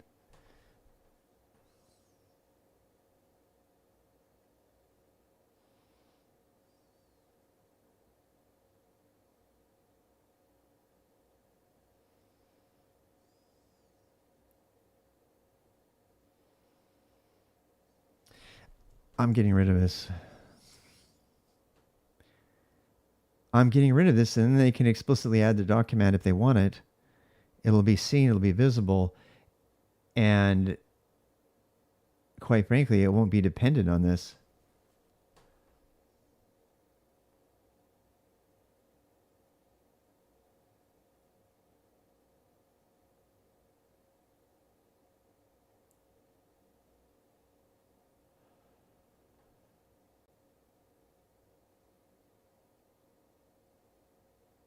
Okay, then we need to change this. We need to say docfs. What's cool about this? We need to. Oh damn.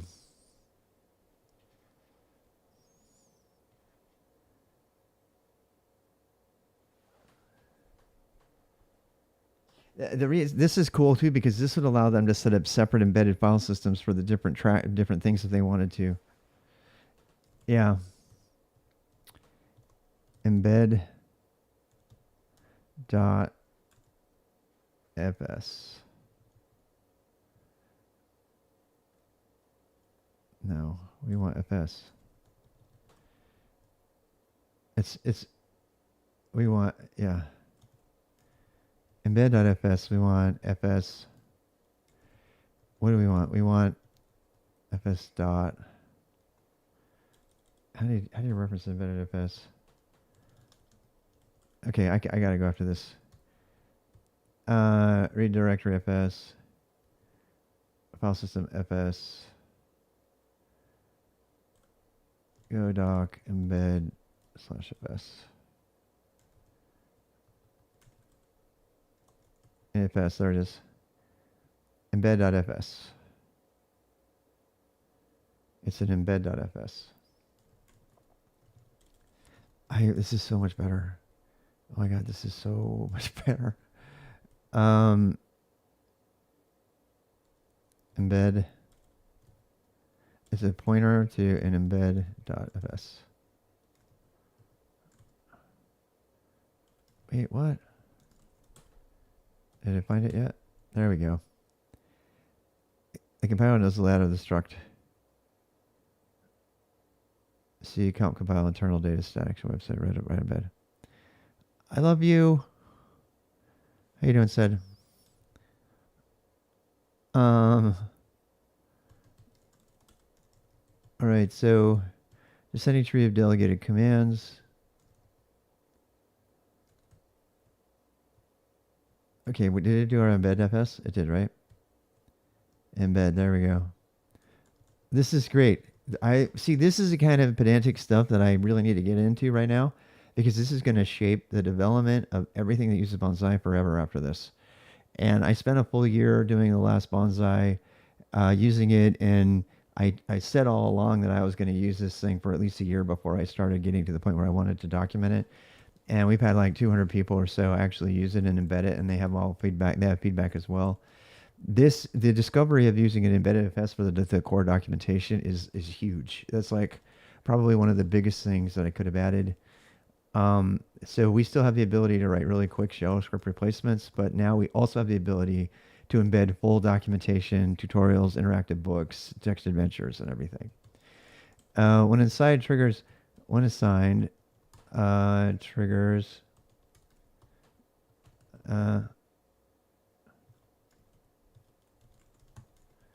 when assigned, when unassigned,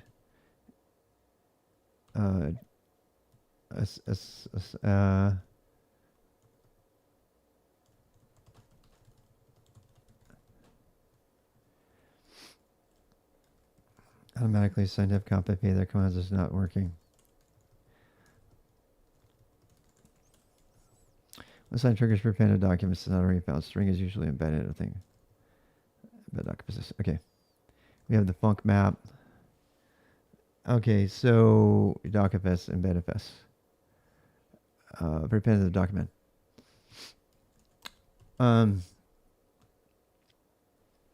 Bonzai.doc command is going to be Bonzai.doc command and Bonzai.vars command. Those are standard commands that cannot be overridden and that have special behavior. The rest of them are all commands that people authoring it can create. So, knit before, good for validation.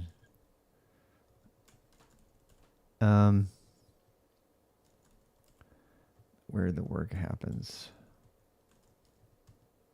That's not really a sentence.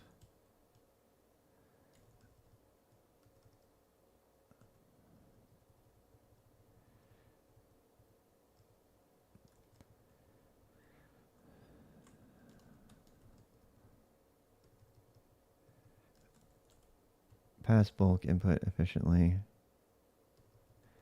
This is actually really cool. You can reach that in. The reason for this is so that you can use args are in, which we haven't gotten to yet, faster than lots of if conditions. So this needs to come up. This is something people are regularly going to use.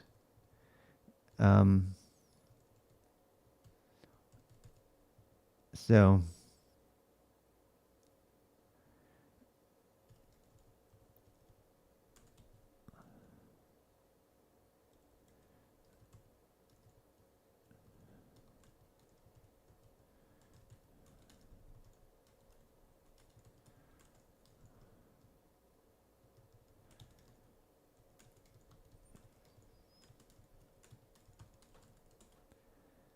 uh-oh.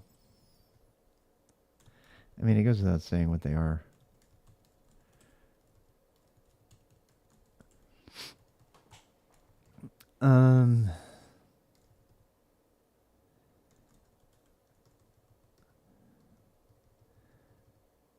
Vars, docfs, func map, init, IO, aliases and params. Aliases and params have to be cached.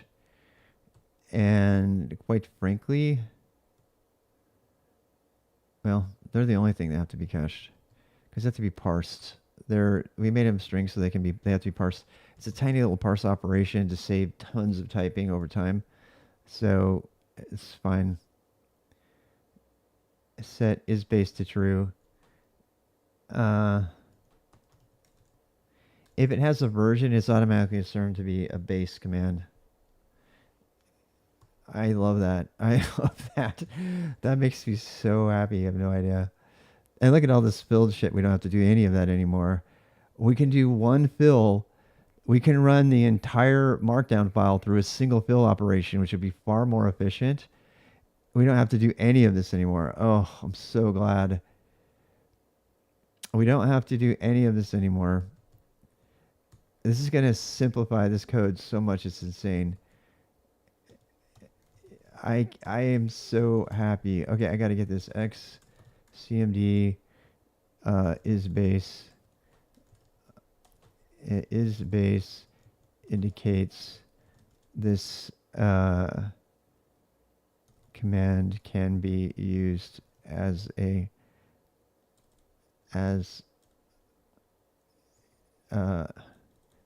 can be used at the top. Can be used independently.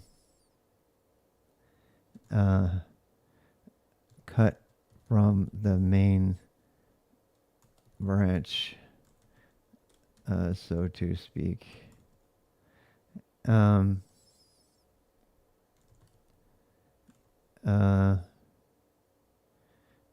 Base commands are any base command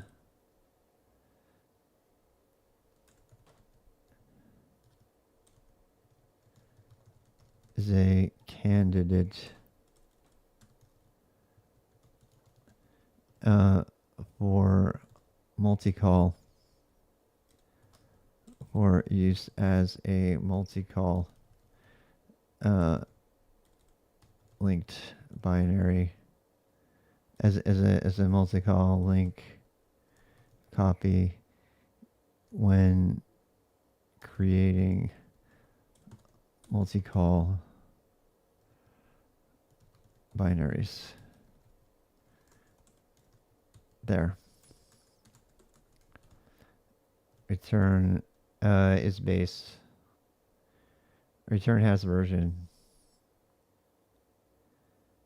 Return length of x dot version greater than 0.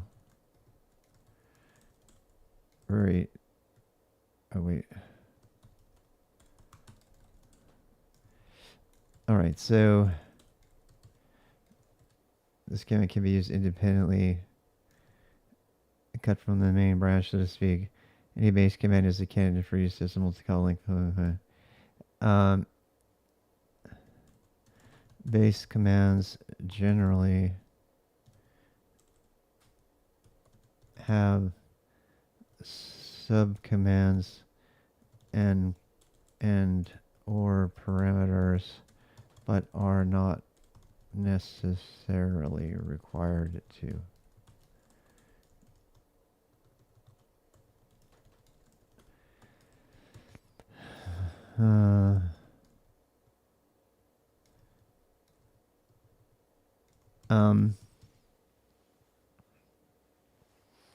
So we haven't figured out how we're going to indicate the multi-call. The current multi-call architecture uses a map. It's called the multi-call map. And the map indicates the commands by using the same path that's used by the resolve and in vars, so that you can create multi-call binaries from any position in the command tree. And the only practical reason to do that would be for the organization of large commands. I guess so you could have a more hierarchical system of commands, and you could group them all underneath a separate group, and that would make your binary more usable in terms of completion to get to the thing you want. However, I have since rethought all of this, and I think that the encouraging the use of deep command tree structures is a bad idea. That triggered the creation of shortcuts, which was a hack actually to fix the fact that most of these things should have been included at the root level as opposed to underneath, like down below. So the way to do that, the way to remedy that, is to encourage people to create flattened multi-call binaries with only the commands at the top level, and then uh, only base commands would be included at level one. There would be no base commands underneath level one. Um, there's nothing stopping that from people having base commands under another base command, and that kind of has to be that way in order for us to allow the importing of and the grafting in of other branches in ways that we want. However, the general practice should probably be that a base command must be grafted at the first level. I could go so far as to require that, to mandate that, so that the structure of bonsai branches in the wild doesn't get crazy. But if we do that, we are stopping people from creating directories. And let's say that there's two YQ commands out there and they're both base commands, and I wanted to import one but not the other. That would force me to pick one, or because you can't change the name. When you import something, you have to do it as that name. Uh, Actually, that's not true. You could alias the package, actually. Holy shit. You could import the same package twice with a different alias. Yeah. Oh my god. No, you can't. No, you can't. You know why? Because the package name, the name inside of the command itself would conflict, and that is what's used in the resolution. The name inside of the package would conflict with the name that had been included, even if you were able to import both packages. What would be great is if we could actually read the package name dynamically, but that's reflection, and that's a lot of overhead we don't want. So, I mean, as it is, we're not mandating the use of base commands. I mean, Cobra does. You can do subcommands, but it's generally considered a bad idea.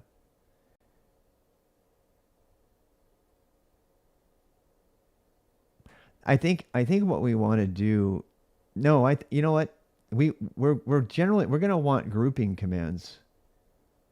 So like if you could have a command group, it's just a command, right? So a command, so unversioned non-base commands are of two types: a command grouping. If a command, okay, if a command does not have a version, it's not a base command, and it has parameters, then it's a leaf. If a command has if a command has base parameters, no, if a command doesn't have base and it has subcommands, it's a command grouping. It's a branch. Okay, so how you doing? I actually think I know what I want to do here. So, is branch.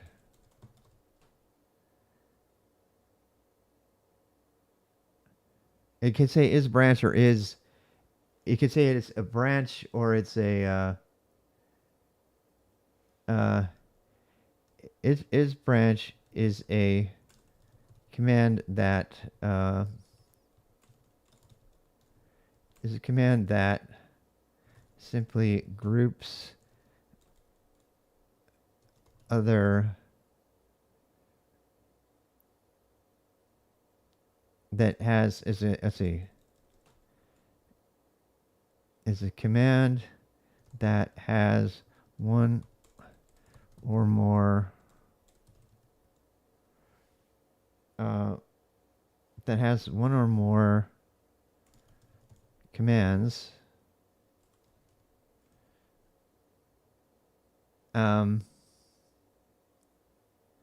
is a command that does not, let's see, that returns false for is base, but has one or more commands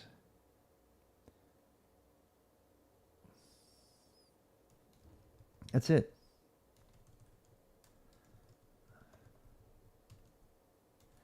All right, I gotta go back to work. Is branch.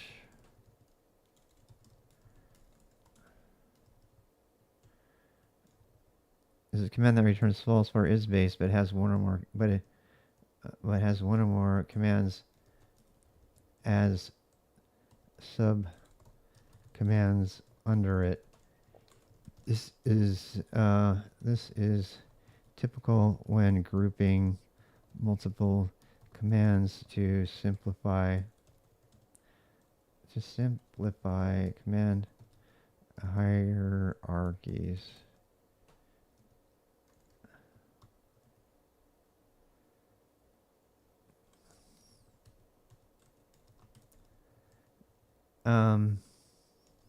Is leaf is a CMD that only has that has no commands under it.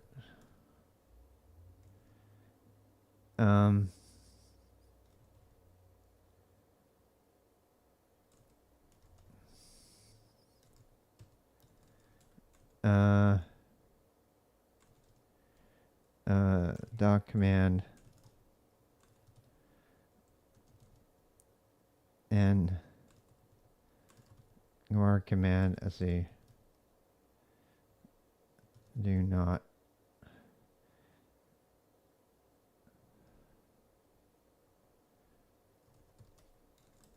as a doc send in, and this is so great that we're like standardized on this. Ugh.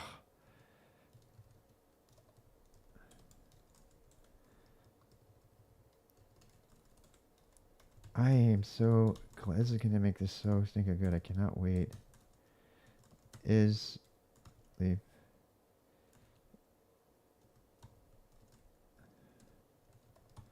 return, actually, this is wrong.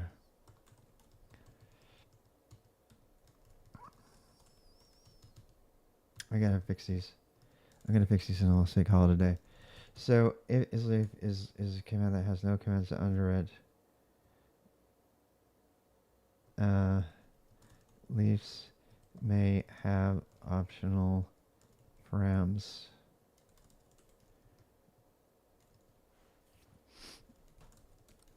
Okay.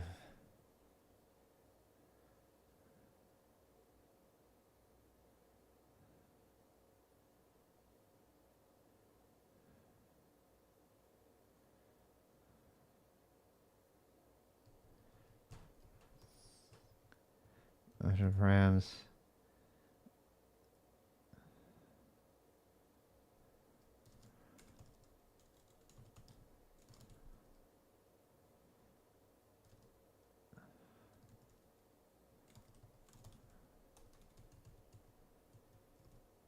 Let's see.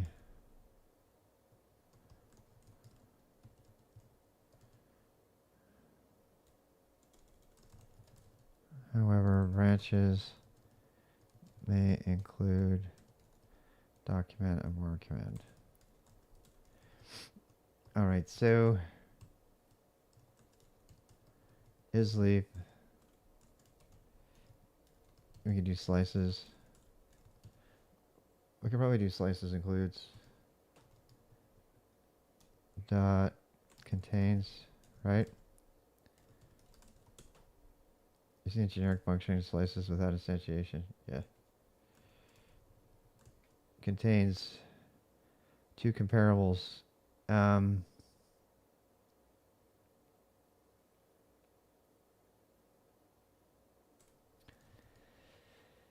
Uh, it contains, actually it should be inferred. So it contains x dot commands. Um, should we make, no, I don't think, should we make hidden commands leaves? Probably not. If a command has been hidden, does that still make it a leaf? No, because it's still there, right? I don't think it does. That's how they'll know. That's how you'll know something has stuff in if it's not a leaf. Um, commands, comma, uh, let's see, var command. We don't have a var command. I'm gonna have to make one. Var command equals cmd name var. All right, so var command var cmd var command's a pointer. Okay, so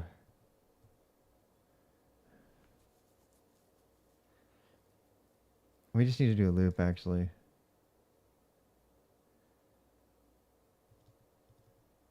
We needed to do an isolated loop. Yeah, let's just do a loop. For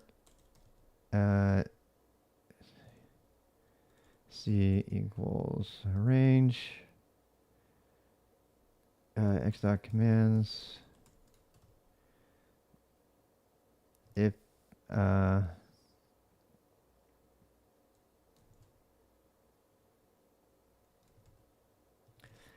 switch case c dot c equals var command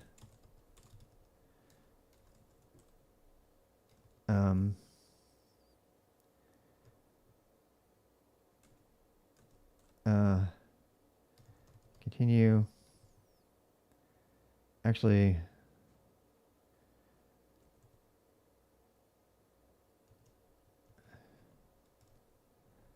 well, what the hell? Let's do two of them. It doesn't matter. Doc command. Undefined doc command. All right, let's do one. I'm gonna go flesh these out later. All right, so continue. I can put those on the same line if I wanted. You guys know about this?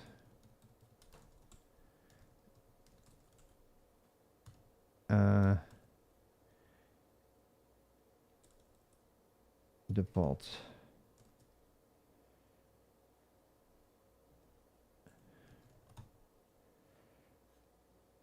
Return true. Hell, I could just get rid of that. I don't need to switch if.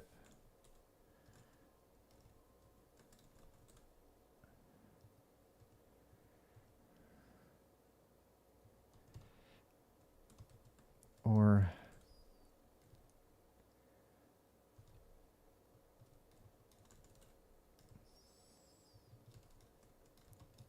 if I make it true, then it's a return true.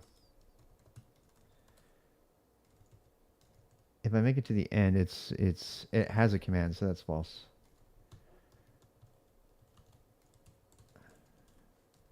Wait, for a range of commands, if I make it all the way to here, then it's not a leaf.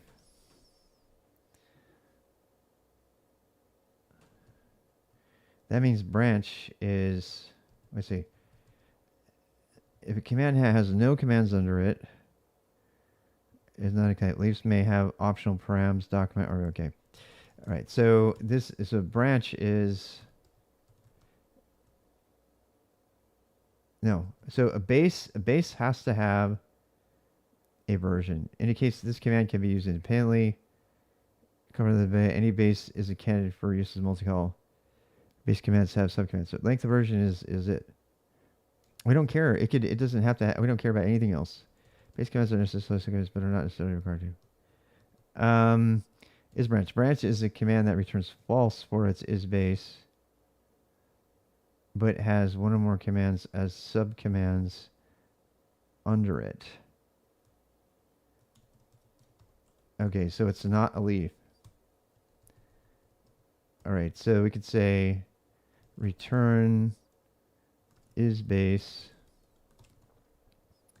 and not is leaf. Wait, not is base. Not is base and not is leaf. That's fine. I don't know what's easier to read. Oh, X.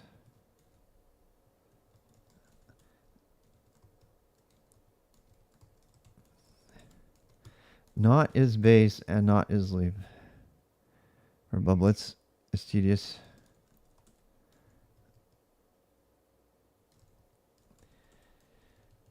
Is leaf is a command that has no commands under it. Dot command and being command account. Leafs may have option params, dot command, or var. We need to write test cases for those. Fix me. Move to own. I just want to get this to compile right now. We're not going to use any of these anymore. All of these F's are gone. Completer is a definition of a thing. I'm going to have to fix a bunch of other stuff.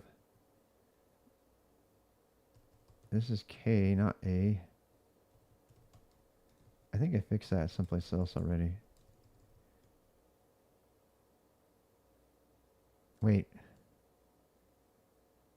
Oh yeah, I changed it to aliases. We're doing params and alias parsing already, so I already added that. Usage groups, X min param, blah blah blah. Cannot use X params. Oh right, this has to be underscore params.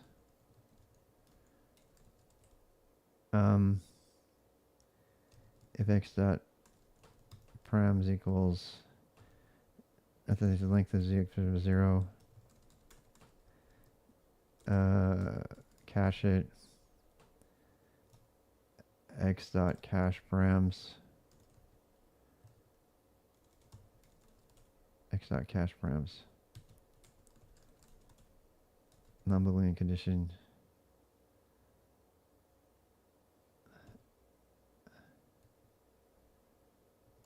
What the hell?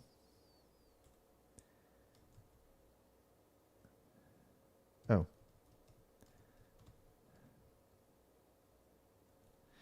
The hard part about this is it's like you can't tell if they've been cached or not. Because checking length of 0 is not the same as nil. Null check will actually give you the right thing. An empty array, a check of empty array of nil will still give you. A null slice check is not going to work. Let me show you. Temp foo.go. So if you do this, you say a slice equals I don't know, string some thing, right? How you doing? Empty slice equals nil. Actually, var empty slice is a string, right? And if you do like that, wait, let's do this. Var empty slice is like this is a nil, right? And you say if, so print println empty slice equals nil.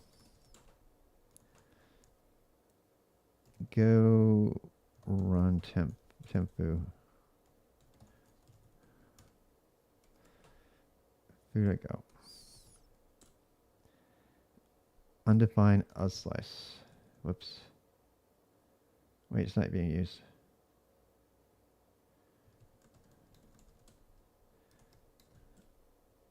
True. Okay, good. That's good. That's what I wanted. But a length will still return. This is the, okay, it's the reverse of what I thought.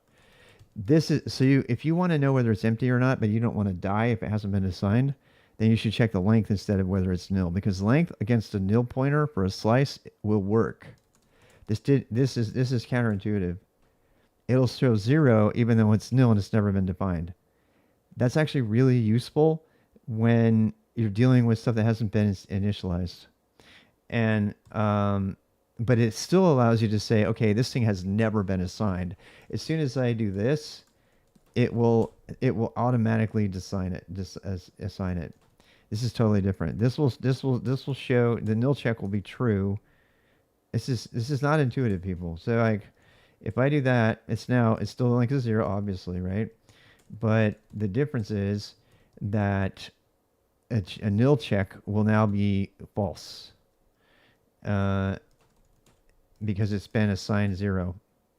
So the thing with slices is if you want to see if it's ever been assigned at all, you have to check for nil. But if you want to see, if you're just interested in whether there's data there, then always use len, because you won't have you won't blow up from a nil pointer error on slices. That's the moral of the story. You just won't, unless you try to access and try to indicate the index. But if you check the length, you already know that. But the length command is smart enough to know about nil and return 0 rather than blowing up on a nil pointer or check. That's the counterintuitive part, because any other operation would blow up. It's super counterintuitive, but it's really important. All right, so where are we?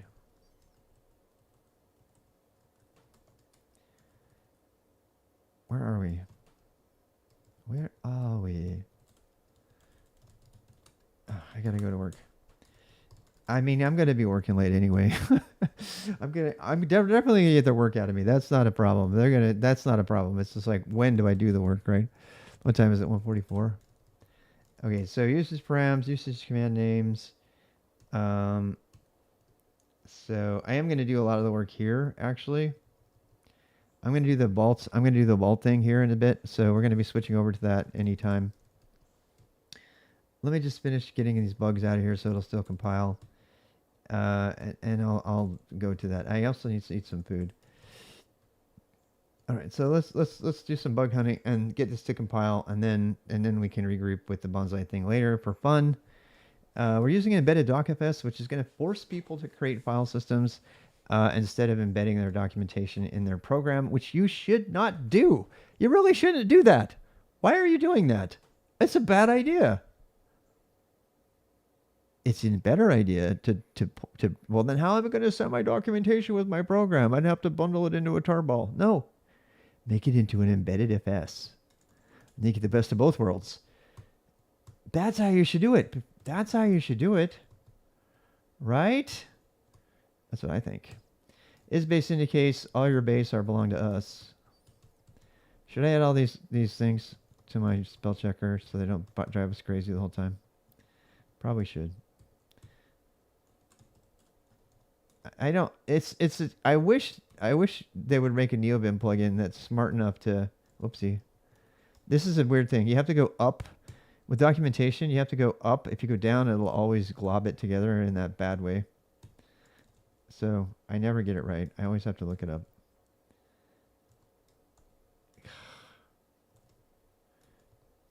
Why isn't it working? Oh, I have to be here. That's right. Wait. Why is it not doing it? My fingers don't remember it now. There we go. No, that's down.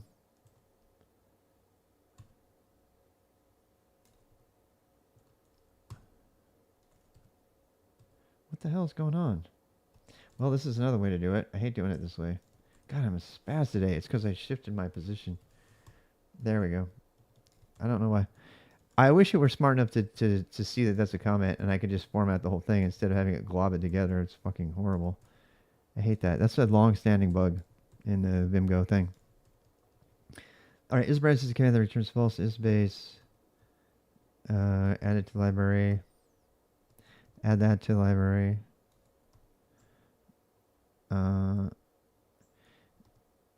Why isn't it showing you my ZG? My screen key's fucked up. I just did ZG and it didn't show it. Oh, fuck. Chait? Chait, did you see that? Chait, help me set this up. It's not working. The screen key is skipping certain things. So it's tedious, I bet. Watch. Okay, I'm on here, right? ZG. Added it to the usage group, but the keystrokes were completely ignored. That is a bug. That is the bug. What this means is that screen key doesn't show anything when I'm in ZG.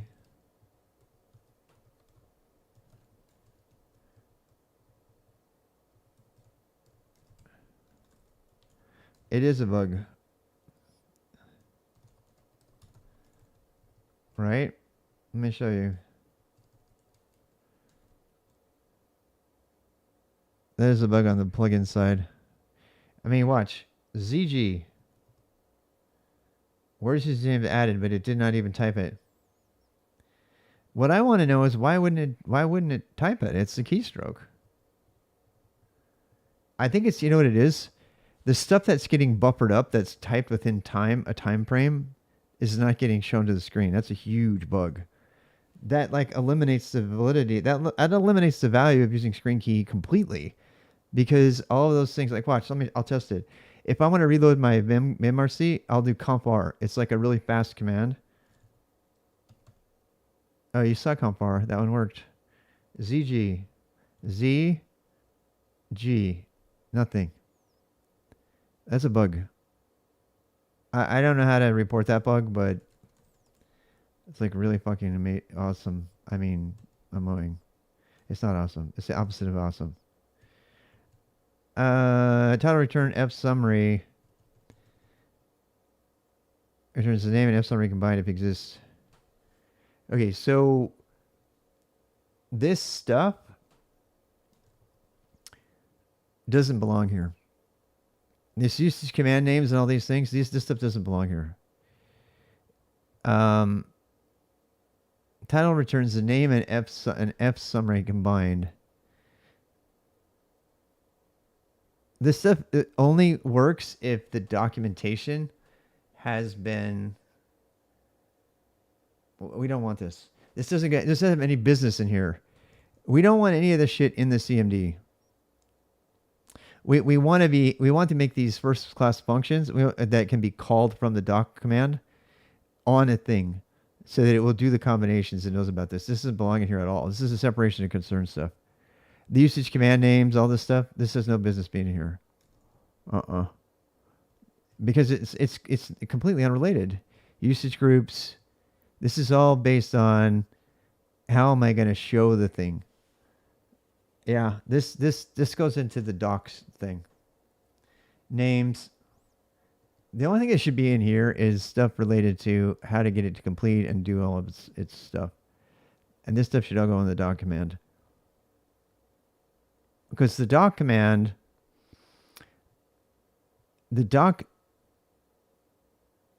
well, anyway, I got to do stuff. I need food.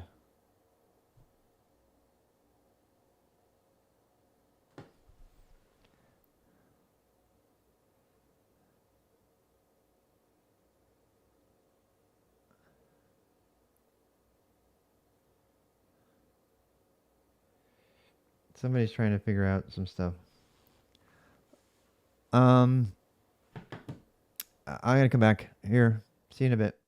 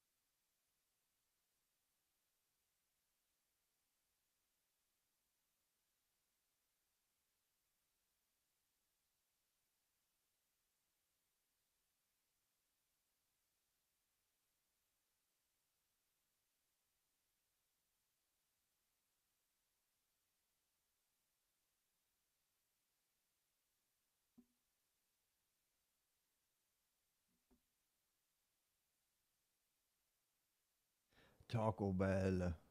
Taco Bell. No quiero Taco Bell. I have not eaten much Taco Bell lately.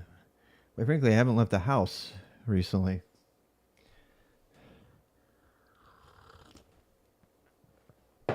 Um, I keep fixing things here. Check 1, check a 2, a check a 3, a check a 4.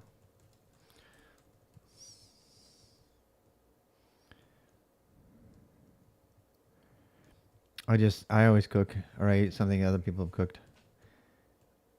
I ate leftover spaghetti today. Not an actual letter. Okay, I need to fix that later. User group. I don't know if I'm not gonna be able to get this all done right now. I gotta do other stuff. Let me log in. Log into work here. In case anybody needs me for something, I'll get plenty of work in. I just don't want to be available.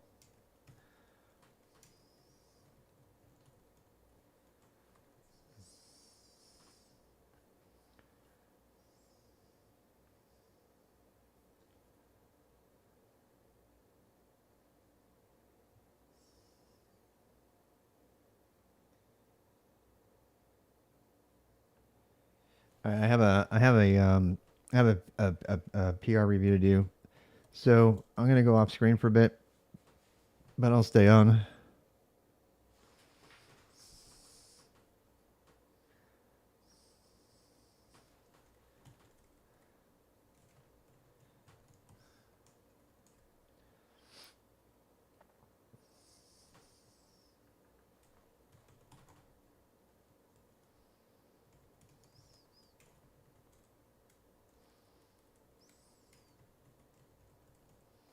You know, I noticed I can actually hide behind my screen on some things. Like when I'm working off screen, I can hide behind it. I didn't plan that. It just worked out kind of nice. I was doing a conference call the other day, and I just hid behind it. The thing that's great about that is I can still stay here while I'm co-working, and I can kind of jump over, and then you can't read my lips. I used to stop co-working because I was afraid people would lip read. AI would lip read me while I was doing stuff.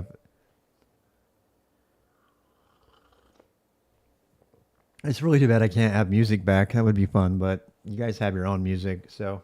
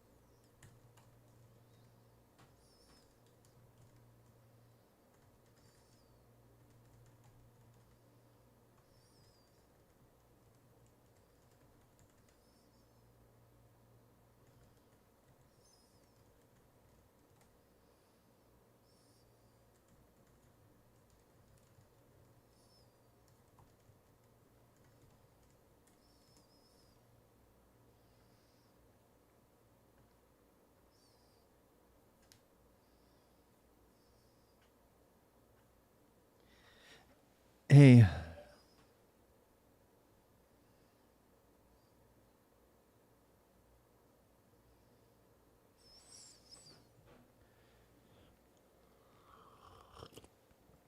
I wish I could get a. I wish I could get a drop shadow effect on this screen. That would be cool, right? Have it like be floating. That would be so cool. It'd be like the floating screen. We need to make that happen. I don't know how to do that. We have to do a shader.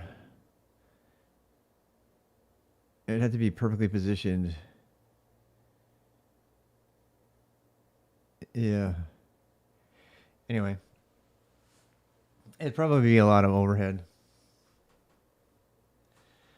You know what? I gotta know this.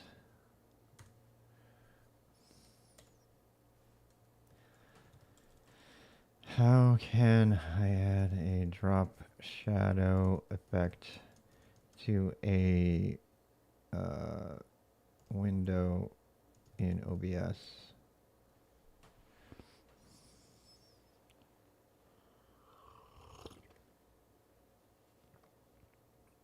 You can use filters to achieve this. Blur. Add your source, capture display. Duplicate the source for shadow layer. Ooh. I know where they're going with this. I do. I know exactly where they're going with this. Duplicate. Duplicate the source. Duplicate, duplicate, duplicate. There's no duplicate. There's copy. Paste. Reference is the only thing it has. No. Can I not have more than one?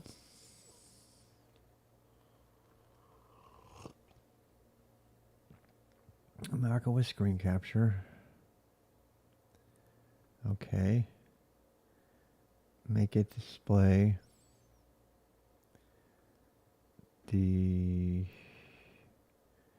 this built-in retina. No cursor.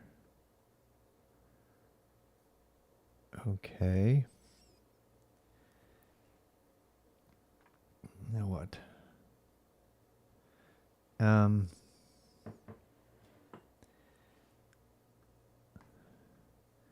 Lock preview.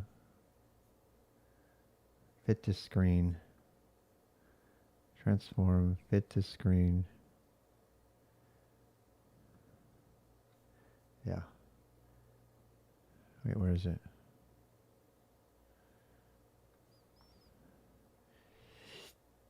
All right. Now what? Now we can make it.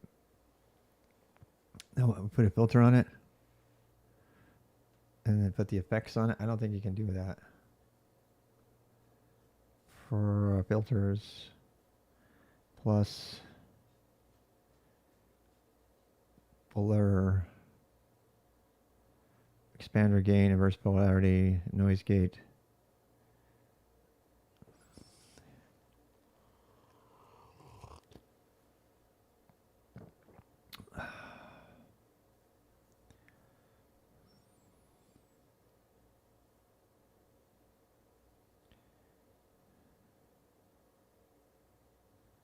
Apply color filter. Color correction. Apply blur filter. Gaussian blur. I don't think you can do a Gaussian blur. Filters. Audio filters. Effects filter. Add.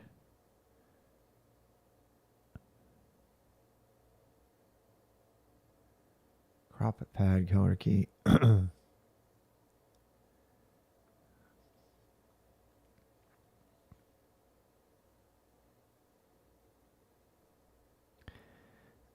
Magenta. I look like it's not working. Smooth this opacity. And we're getting there.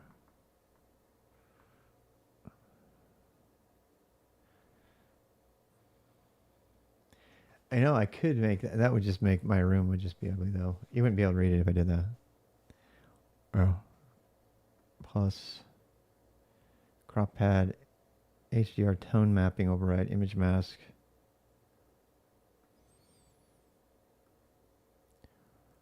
Alpha mask.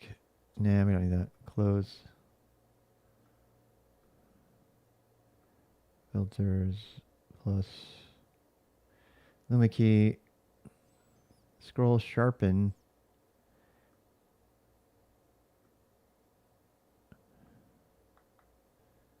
Have a sharpen, cancel, and close.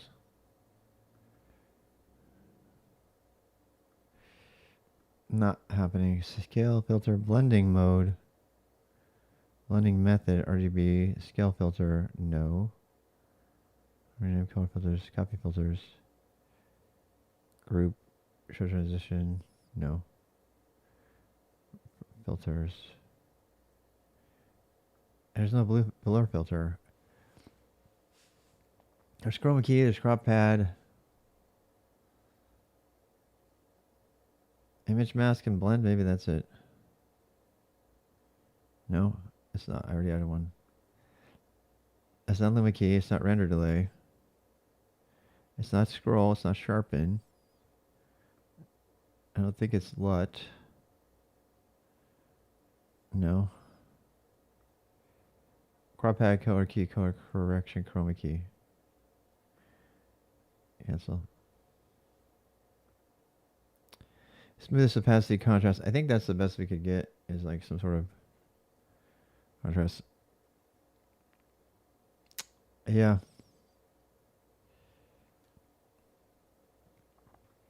Oh well.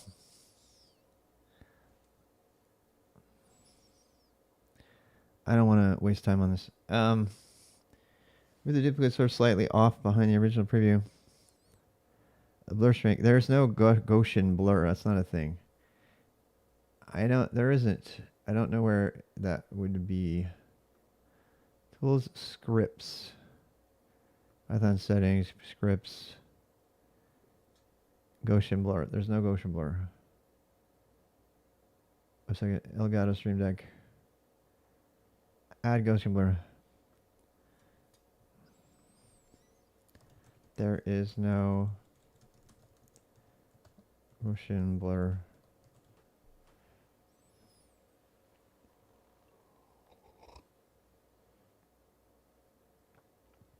Effective by installing a plugin like StreamFX. Add the source window capture, duplicate the source, color filter, color correction by lowering the brightness.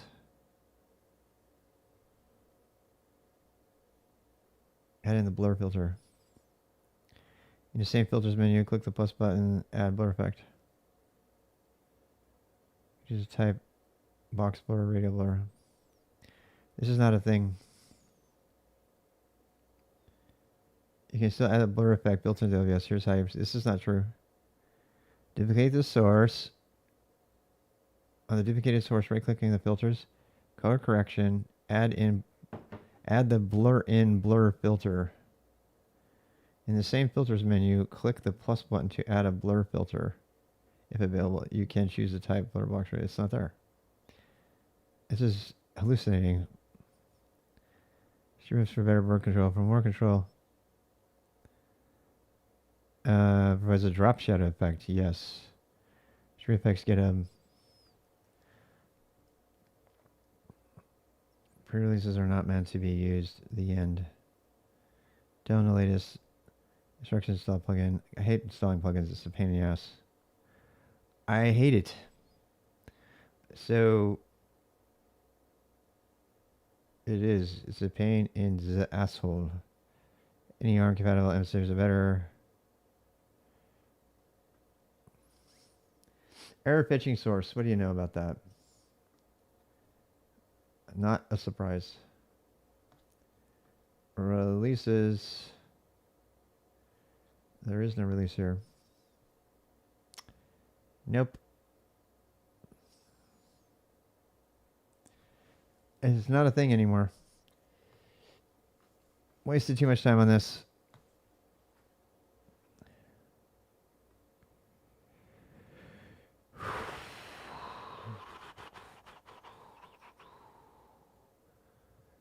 I mean, I could have made it just transparent. That would be, what would that be like? I think people would not like that. Right?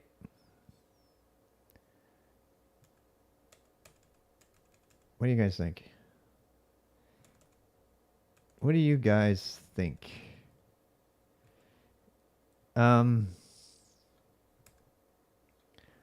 You guys have a preference? I don't know if anybody's even there still. I've been just talking around. 54. Probably got me muted. But if I let's delete this. Delete. Say remove. Yeah, OBS died. OBS died. OBS died. If you're wondering what I was doing all day, you have to go back and watch the other video. I tried to play with a filter and OBS just like died. The real question is this better? Let me show you what I'm saying. I don't think it is, but we could actually add a filter if I can get OBS to work again. OBS is totally bork.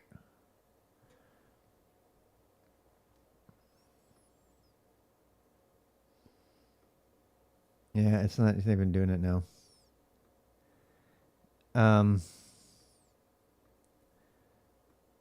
of my buttons are working.